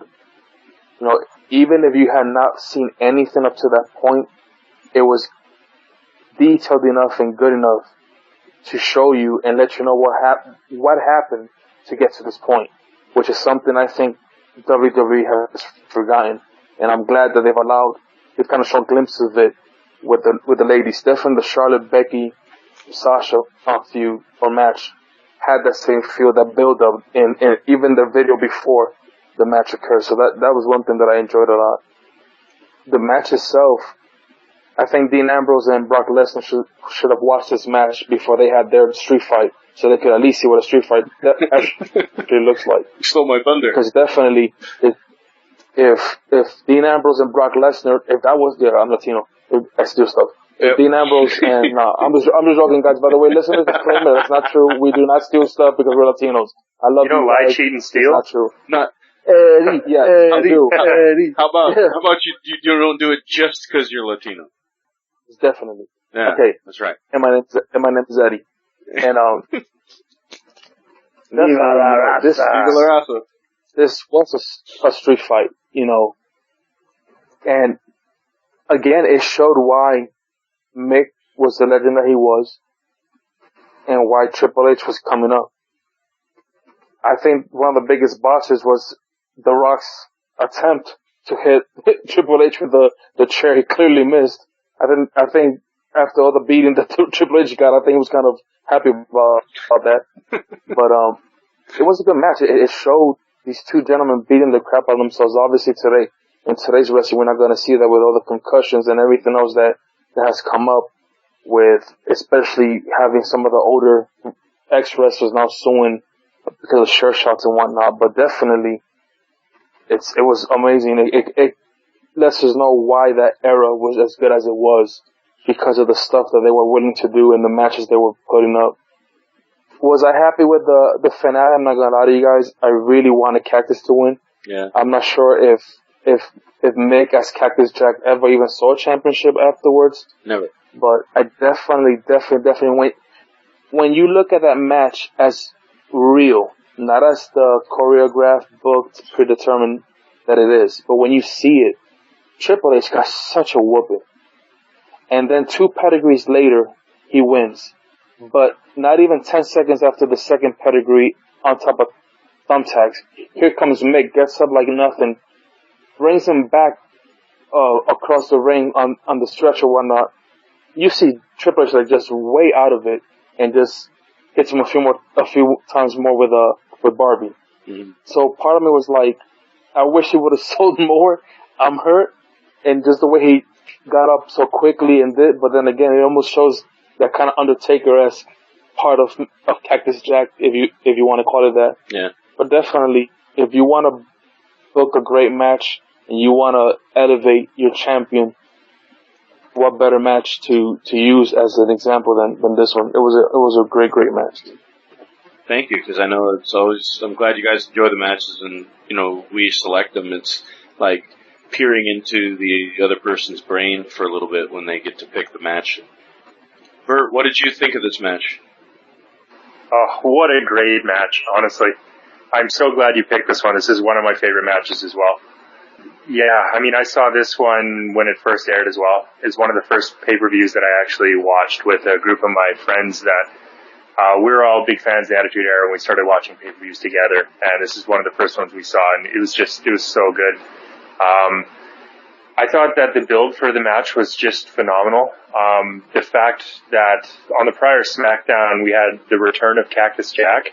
I mean, I wasn't really that familiar with Cactus Jack at the time, to be perfectly honest, but because Foley's such a good performer and he's able to legitimately make each of his characters feel so different from each other that he just gave off this aura immediately when he said that, I had to bring back Cactus Jack for this match. Mm-hmm. And he just came across as unhinged and dangerous and such a good build. And the match itself, though, I like the fact that they sent Stephanie to the back immediately. Just had the two of them out there beating the crap out of each other. I felt that the announcing was a huge part of it as well. JR is such a great announcer. Yep. He just threw in little things all throughout the match, tidbits about why Cactus Jack is so dangerous, the history of the character, even the fact that he sold it by saying, senior referee Earl Hebner was assigned to this very important contest, is what he said. It just made it feel that much more important. I mean, I just thought the match itself was it was such a good representation of just what a great performer Mick Foley is. The fact that everything he did had a purpose. He knew how to work the crowd. He knew when and where to hit a big spot to keep the crowd involved in the match. And even when he was handcuffed at one point in the match, he was a better worker than some of the main eventers in the current WWE, which is pretty ridiculous. Yeah. But yeah, aside from that, I wanted to just touch on quickly what Cedric said there. That with Mick getting up at the end just almost out of nowhere, I personally felt that kind of saved the ending of the match. Yeah. Where, like we're saying, Triple H got his ass beat the whole time, and then he pulls out this win out of nowhere. But the fact that they treated the ending of it was that the win really was out of nowhere. I thought that was important. The fact that Foley got up, he was momentarily dazed from all the punishment and the two pedigrees in a row, but he wasn't done. It just happened to be that Triple H simply survived for the time being. He got the pin, but it didn't really mean he was the better man necessarily. So I just thought from top to bottom, the booking the whole match was just awesome. And it was one of the best street fights I've ever seen. Maybe the best. Yeah. It's really hard for me to pick, but like this one and then obviously Foley's and Edge at WrestleMania down the road, were both up there for me. It's hard for me to pick which match is better overall. Yeah, definitely. Yeah. I mean, one thing I did want to just digress really quickly on is I feel that a lot of people are unfairly critical of the Lesnar-Ambrose street fight. Rightfully so, because it wasn't really that great of a street fight, but I think in general it was such a stupid match to put the two of them in. I mean, Lesnar is not a guy you're supposed to put into a street fight. That's not his style. It's not his character. It was just so dumb. Well, I think it would have been better if Lesnar would have came out in, like, street clothes. And, you know, they would have brawled outside of the ring, and it was a legitimate, like, instead of a street fight, if they did, like, a parking lot brawl or something. Yeah. Because when Lesnar comes out there and it's still Suplex City gimmick and it's not a brawl, it's Lesnar slamming Ambrose around, it just didn't do anything for the match. But if they're fighting out back with the cars and you can give Ambrose a chance to outright brawl with Lesnar, I think it could have went a lot better. But yeah. Yeah. I think that Lesnar does deserve some credit for how he stuck to his character in the match. For example, when he had a chance to use the kendo stick on Ambrose, he just broke the damn thing over his knee. Because why would he need a weapon? He's Brock Lesnar. He is a weapon. So, exactly. I know we talked about that on the show too. Like, yeah, you gotta force him to come out of his comfort zone in order to really get him to get into a match like that. So Ambrose would have had to have pushed him to a level that he didn't want to go to in order to get him to use foreign objects, and they just didn't. Yeah, exactly. No. But that aside, this match here, I was really happy you chose it. I just thought it was awesome. It was such a platform to launch Triple H as a star, and what better guy to pair him up with than Mick Foley in his prime? Yeah, see, I was still in high school when I watched this match, and this one was one of the most vivid memories that I remember having watching this with my uncle. But before I talk about my experience, Hulkster, what did you think of this match? Alrighty, well, to keep the comparison or the contrast, so to speak, going, if you guys have not seen this match, listeners, go WWE Network, it's just $9.99, and go watch this match. This is the street fight that everyone wished they would have saw at WrestleMania. You got Mick Foley as Mankind, can't get the job done, and he's like, I got to bring somebody else off. And I love the instant transformation. All he does is just pull the Mankind mask off, and he is instantly Cactus Jack, completely different character. Yep. It's just amazing. Tribute to, or not a tribute, but a celebration to Mick Foley and what he did for our business. As far as the match itself and the booking leading up to it, I think they did an awesome job. Yeah, I love the fact that Stephanie went back right away. You know, just let the men do what they're going to do. They're going to beat the hell out of each other by any means necessary. It's not a safe environment for Stephanie to be in. I mean, she comes back out later, but still, like, this match was just amazing. Well, she came out in a pivotal moment too later. So I didn't mean to cut you off there. I just felt that was important too. Is when she came out later, it was the absolute right time that she should have run out, because it was desperation. Yep, exactly. That's all it was. It was basically don't kill the guy that I'm with, like the guy that I love, I guess at the time. Like it was just such good storytelling all around. I really loved it, and I just love Mick Foley as a character and everything he was involved in at that time. Yeah, agreed. 100% agreed. And yeah, I mean, for those hardcore ECW fans who knew and loved Cactus Jack, they got to see him in a WWE ring doing what he did best, and that's laying waste, kicking ass, and being hardcore. For me, I felt like this was a very pivotal moment for Triple H's career. You compare the two together, and you've got pretty much McMahon's cut and paste for what he sees in a wrestler: big, strong, muscular guy, handsome, good looking, good talking. And then you have Mick Foley, Cactus Jack. The exact opposite, you know, this round, somewhat out of shape, hairy, facial, just crazy beard. The exact opposite of what we come to see is what McMahon looks for in his top guy. And this was, to me, Triple H's christening as the Ass-Kicker. He was the cerebral assassin. He was the game before, but this was the match where he became the ass kicker. But before he could do that, he got his ass kicked. The amount of stuff that they did to each other was just amazing. The barbed wire 2x4 straightened across Triple H's face. Man, he took a beating. Some of my favorite moments in the match were actually in the beginning when they first started tending to the hardcore. Triple H has got the chair, and he's like, come on, come on. Mick Foley's, no, you come on. And they're just kind of at the standstill, and then Mick just full sprint right at him, and Triple H just bam, right in the face, drops him. And oh man, there's just so many great moments. On the outside, flipping onto the concrete, flipping onto the broken pallets, throwing each other in the stairs. Every little thing meant something, and they told such a great story in this match. Always good to see the bang bang. But yeah, everything meant something. They knew exactly when to appease to the crowd. Seeing Triple H with just a complete red mask over his face is just such a crazy sight, especially then, because Triple H really hadn't done a lot of hardcore or extreme stuff before this match, and not really at all. This really changed the game, so to speak.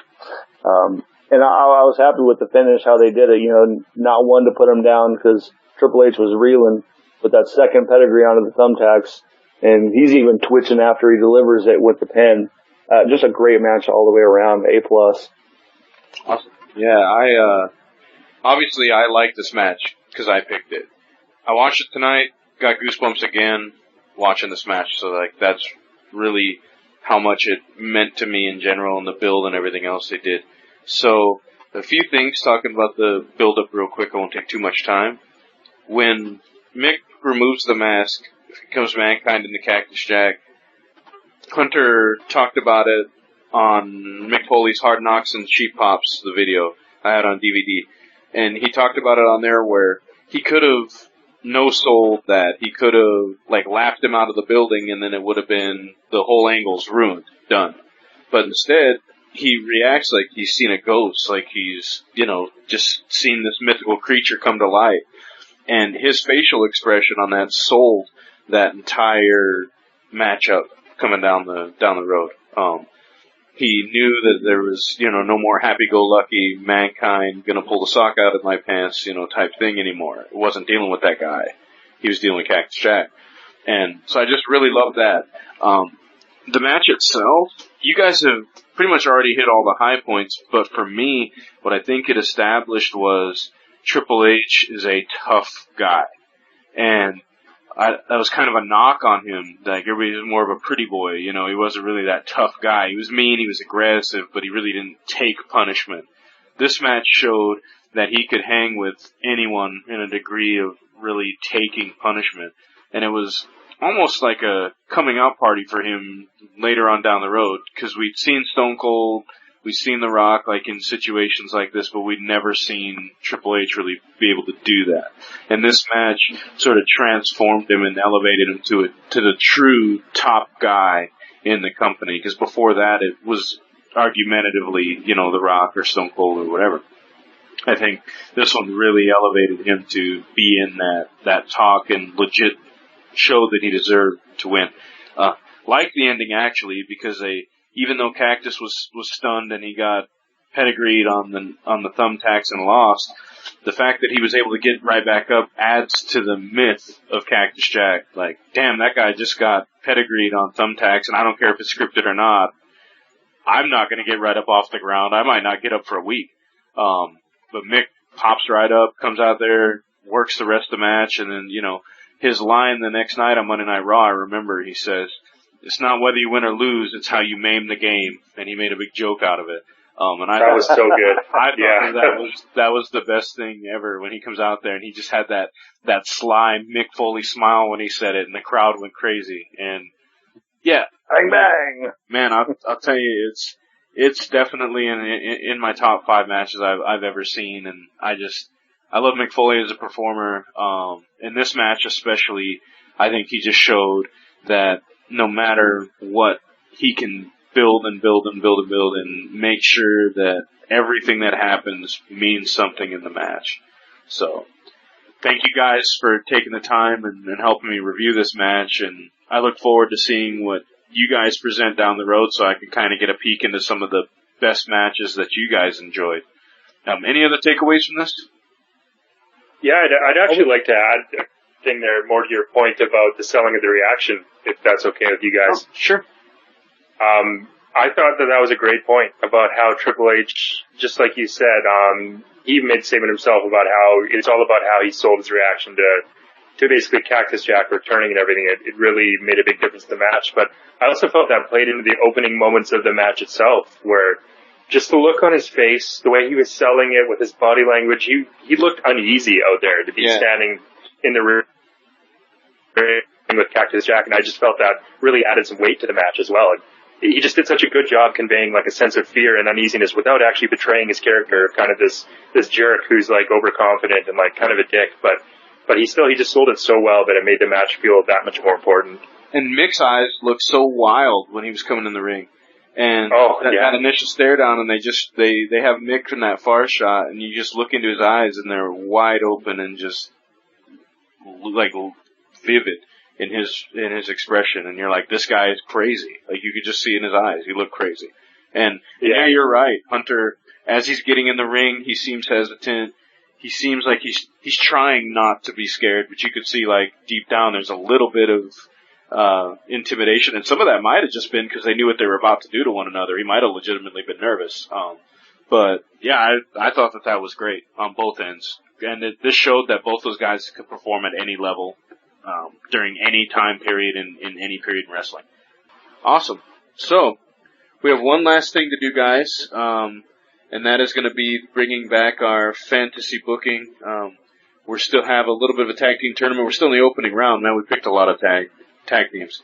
But today we want to talk about the Motor City Machine Guns, and they're going to be taking on the Midnight Express. I know you're kind of the Midnight Express connoisseur there, Hauxter, so why don't you start us off talking about the Midnight Express? All right. Well, for this rendition of the Midnight Express, we're talking about Loverboy, Dennis Condrey, and one of my all-time favorites, Beautiful Bobby Eaton. They started off as rivals and teamed up under Jim Cornette. I think it was 1986 January, or maybe in March. I'm not sure exactly the month. But these guys... What's that? I said this guy's throwing months out there in a year. Go ahead. Hey man, you got to do your research. I mean, we got the wise old Al here handing out grades, so I got to pass this, man. My GPA is low enough as it is. Wrestling 101. That's right. But yeah, 2-time Mid-South champions, WCCW over in Dallas champions, NWA champions. These guys were awesome. And for you fans of Enzo and Cass and the rocket launcher, without Dennis Condrey and beautiful Bobby Eaton, you wouldn't have the rocket launcher. These guys innovated and created that move. Cool. All right. What would you consider their wrestling style for those who might not have seen them? Very technical, but also kind of smash mouth. Very big guys, very dominant, and when they were in the ring, they were controlling every aspect of it. They would keep one tag team partner in the corner. They would, you heard, divide the ring into fourths, and they would definitely use that one quadrant close to their corner all the time. But yeah, very smash mouth, very in your face, very powerhouse kind of guys, you know, where they do the suplexes. They would throw each other onto each other.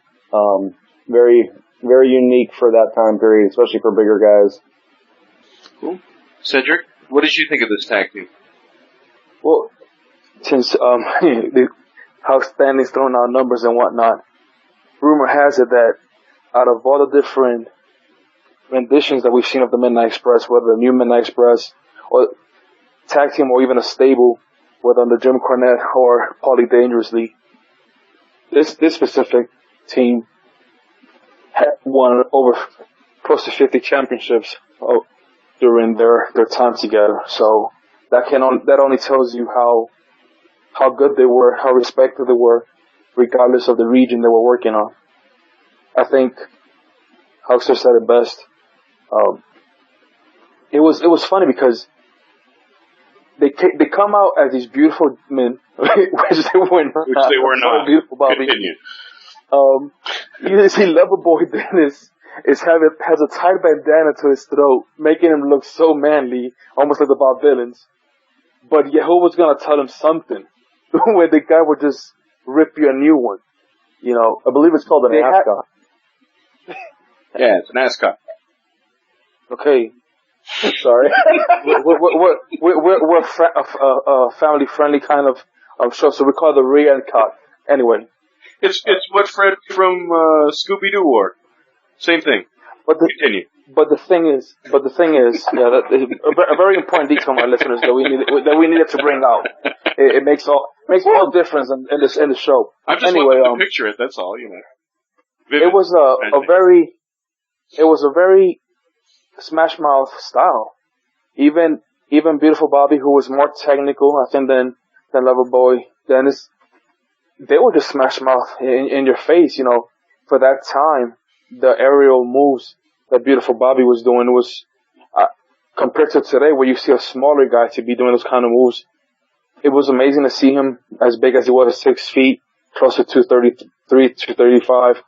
But then you had Loverboy 6 feet, 260. So they had the brute strength, they had the weight advantage most of the time when they fought against a team that they were going to job. Definitely, you could see how they would destroy the other opponent.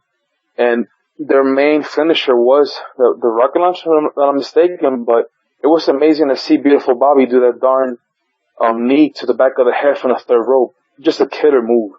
And not to be outdone, either a slingshot against the third rope or just a massive slam, so a full Nelson slam to your face from Loverboy Dennis. So they were a really good team, and under Jim Cornette and even Big Bubba being on their side, definitely they did not need that, but it even gave them more star power and made them even more brutal.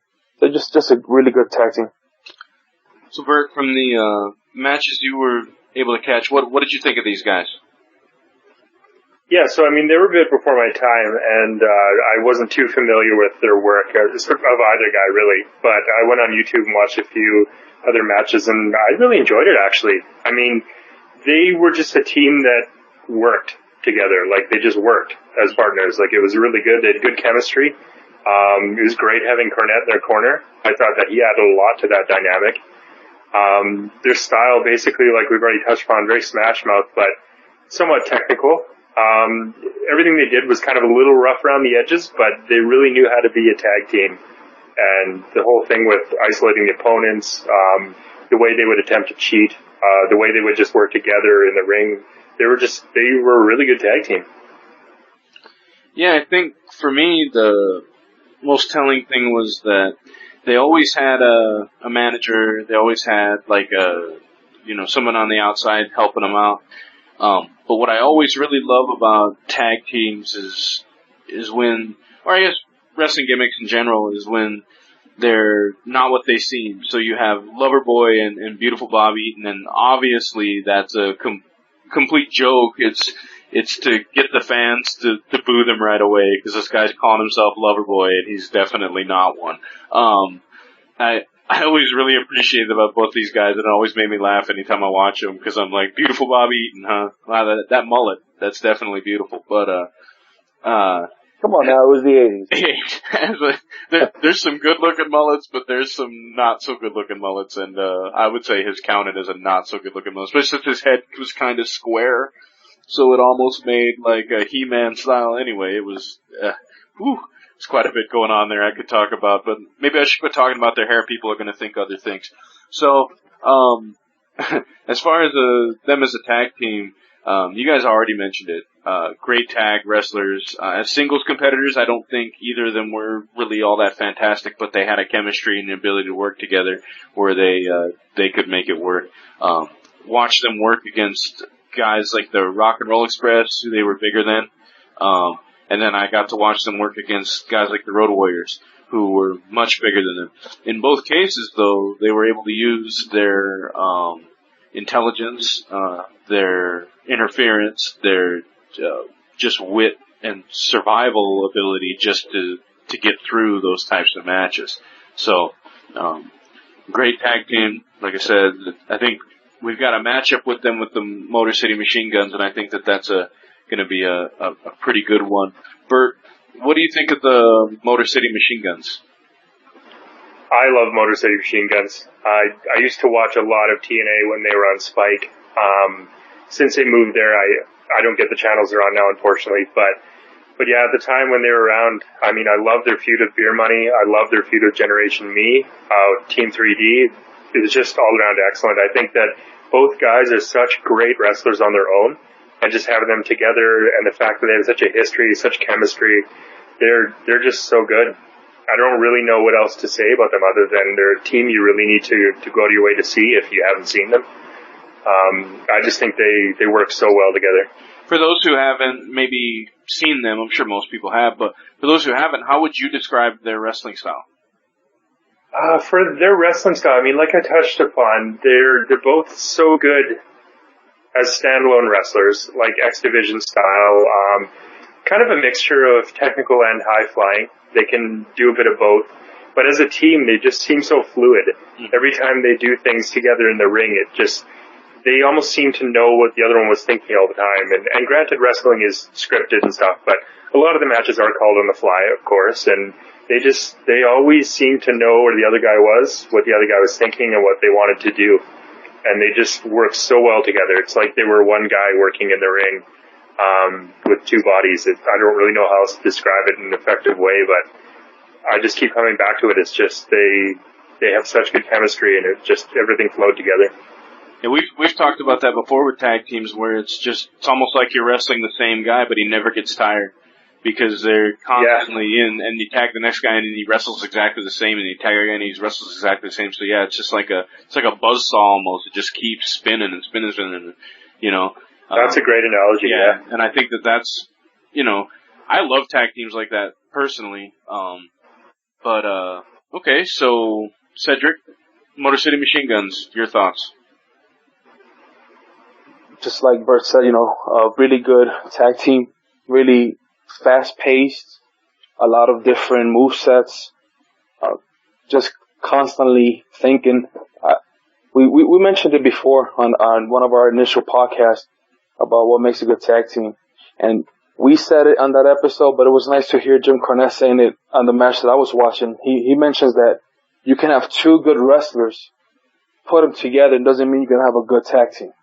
In this case, it worked. You had two good wrestlers that as individuals, they saw success. Like Bert said on TNA, definitely in the X division, they definitely showed off their X division side. You know, the fast pace, the risky moves, the aerial maneuvers.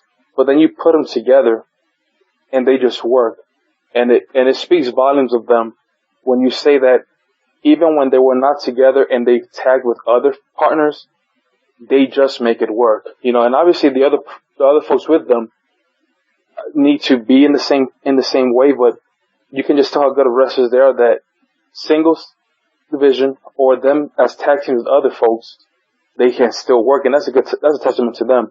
But as Motor City Machine Gun, definitely, even in this world of choreographed matches and predetermination, you still need to have that chemistry to make it work, whether it's on the mic, whether it's your style, your look, and definitely the wrestling part.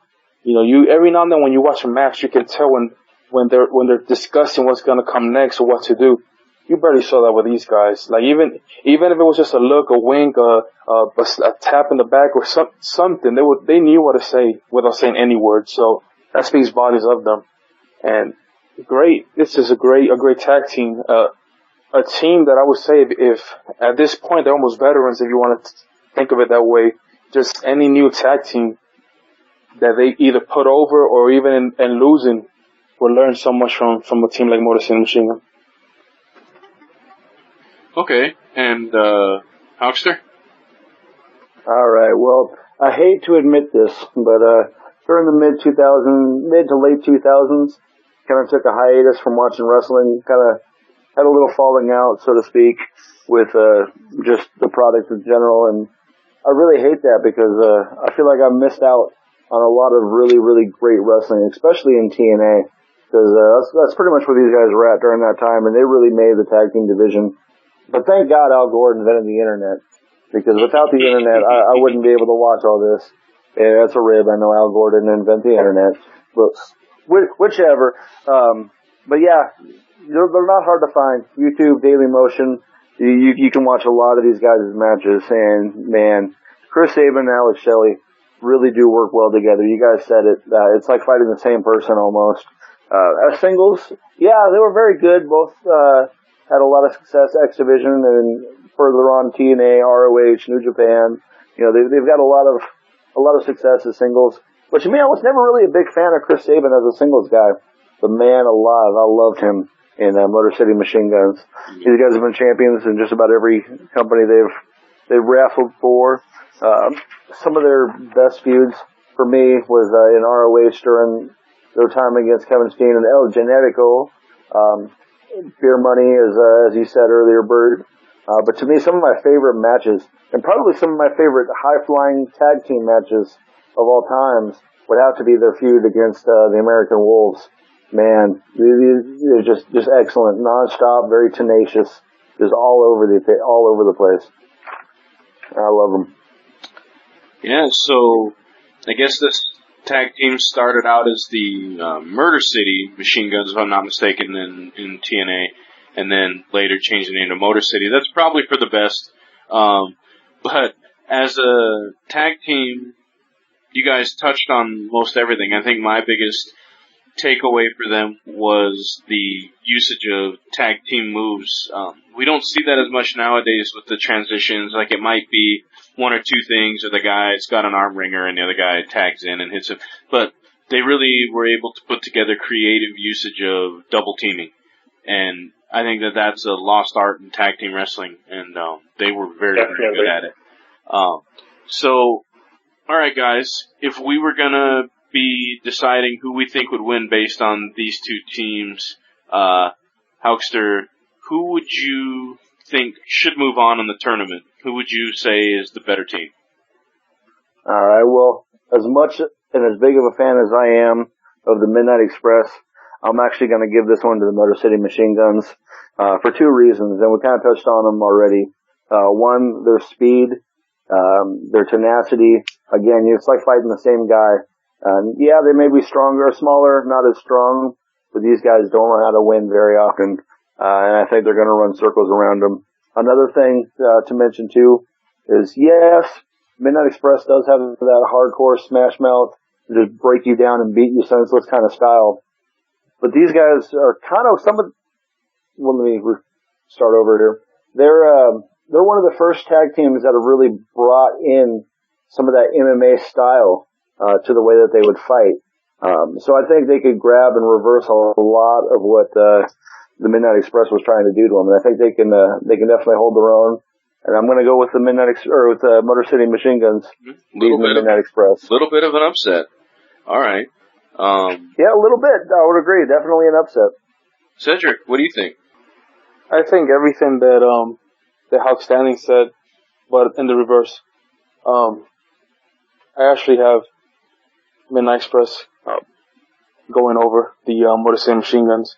I agree with everything Outstanding said when he describes Motor City Machine Gun and their style, but I definitely, based on what I saw, and again, just basing it on the matches that I saw Midnight Express, regardless of the body size of their opponents, their smash mouth style, their aggressive style, their pinning you in the corner and just working on your style. It almost, even the fastest of tag teams that they face, and they face some pretty fast-paced tag teams, maybe not as small and agile and mobile as Motor City Machine Guns, but they did, for the time that they were in ring, they fought some pretty fast folks, and they just knew how to neutralize them. And this is not even counting any interference from anybody outside, just them two can definitely, corner somebody and just manipulate them to their will however they want, and definitely some of the moves were just devastating. You could just see how they were taking the effect on the opponent. I also saw Motor City Machine Guns fight some bigger guys than them, and they did not look as dominant, I think, as they did with the smaller guys. A few victories here and there, but for the most part, you can tell that once a bigger tag team, regardless of the outcome of their match, when the bigger tag team took a hold of them and kind of neutralized them from that corner, you could just see that they were really working, and that was almost the recipe or the secret or the ingredient that most bigger tag teams used against them. It was their size, their strength, and neutralizing them from other tags. Because definitely these guys, when they're in the ring together, they have way too many moves. That you cannot make a video game and put all their moves in the video game. You will need like more buttons on an Xbox controller just to put as many moves as they had. But they almost reminded me of Generation Me in the sense that even some of the bigger, harder hit moves were easily kicked out of.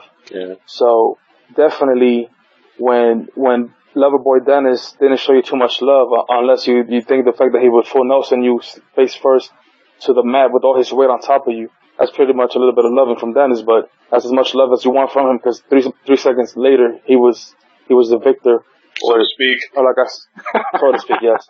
Or that knee to the back of the head. What kind of wrestling are we talking about? Yeah, that's it.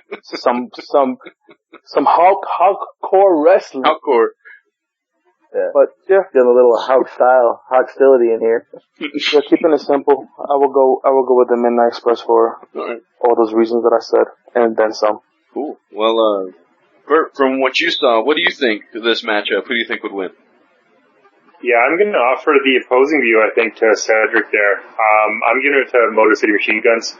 So it's towards the point that Wrath made about how Machine Guns, they knew how to keep their opponent isolated with transitions and quick trade-outs, things like that. Not to say that the Express weren't good at that too, but the way the Machine Guns did it, they seemed to have quite a set of moves where they would be able to uniquely hold their opponent aside and tag into the other guy, let the other guy get in while still keeping their opponent isolated.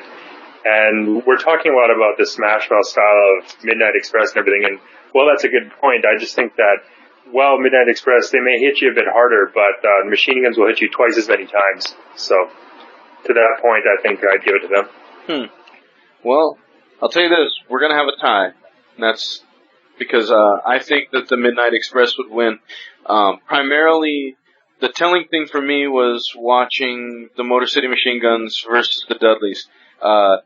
Even though they did win that match, when the Dudleys put pressure on them and were able to isolate their speed, they were not very successful, the Motor City Machine Guns. They couldn't get the momentum. They couldn't really turn it around initially in the match. It took them a long time to get going. And back in, 80s style wrestling, if you couldn't get the momentum, they weren't going to let you. Those heels were just going to work you. But I think the X factor for me is we have to include, their manager. We have to include Big Bubba on the outside, or the Big Boss Man on the outside.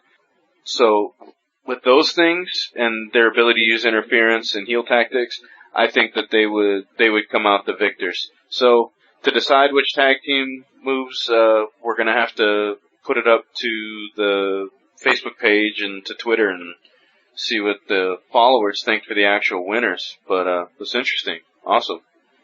All right, guys. So that's it. That's all we have for the show tonight. We've covered a lot of good material. And before we, adjourn, I want to thank Bert for joining us. Obviously, his insight. These other things saying, everybody quit saying he's so negative. We're just logical, is what I would say. Not negative, but there logical. We go. I can see your line of thinking of mine when it comes to booking perspectives are very similar. So we do appreciate you just coming to join us. It's always good to have individuals that are just fans, to come on here and talk with us. And it's been great to have you and your insight. And I'm sure I speak for the rest of us when we say thank you. Well, thanks for having me. I had a really great time, and it's been a great show. And in fact, all of them, I really enjoyed listening to it, and I look forward to the next ones as well. Awesome. Well, I will say this. I don't know if you have a Twitter where you talk anything, or, a Facebook or anything like that, where people can get your insight. But if you do have any of that and you want to put it out there, now's the time.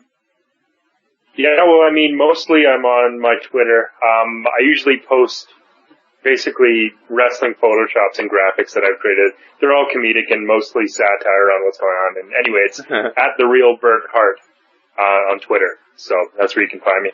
Awesome. And yeah, we look forward to seeing you, and we'll definitely have to do this again sometime. Yeah, that'd be great. Yeah. You guys got any other takeaways? Yeah, I want to say thank you for joining us. Definitely enjoyed some of the posts you've had. I know Cedric talks quite a bit about you, and I think having you and listening to your insight and your inputs definitely made me a fan of your passion. And it's always great to have passionate guys here. And I do want to say too, regardless, I don't even know which users you guys are on there, if we have sparred back and forth, but I really do appreciate a good discussion. Whether or not I agree with the opposing view, I love a good discussion about it because I just love talking wrestling. So that's basically all I have to say on that matter. Awesome. Cedric, you got anything? The only thing in summary that I would say is that even when I disagree, I still see where you're coming from, which is the most important part. Yeah. I am not one to not change the way I think. It's not flip-flopping, but how do you learn if you only stay among people that think the way you think? How do you see if your way of thinking is correct or not correct if all you hear is the same stuff or you read the same stuff? So when I read the things that you write, I always say, you know what? I've seen times where I'm like, man, that sounds very negative, but then the next line kind of gives even more insight. Okay, this is why Bert thinks the way he's thinking. And then I see other responses, and I'm like, it gets me so mad. I'm like, wow, no one had a good response to what he said. And I'm like, and he's still nice enough to even add another line with three or four lines of reasoning. So even when I disagree, I still respect it. Even when I disagree, I still learn. But for the most part, I've agreed with all your logical reasoning, and I've learned from it. And I've even had to change a few of my own thoughts. Just the way when I talk to Outstanding, we've disagreed, but even in disagreeing, I've learned and I've said, you know what, I can see your point and you might be right. So that's the one thing I've always noticed about you. And I don't have an account on eWrestlingNews.com, but if I did, that would be the first thing. You will see me quite a few times probably defending most of your thoughts, because for the most part, in summary, if you're going to write something, make it make sense, make it logical, and that's something that you have always done. So I appreciate you having come to the show. Thanks for having me. We've had a lot of fun. Again, thanks everyone for listening. like and subscribe, please. We're always looking for feedback on iTunes, on the page, everything. We're starting to get that now, so thank you very much. But until next time, Jobbers Court is adjourned. Thank you.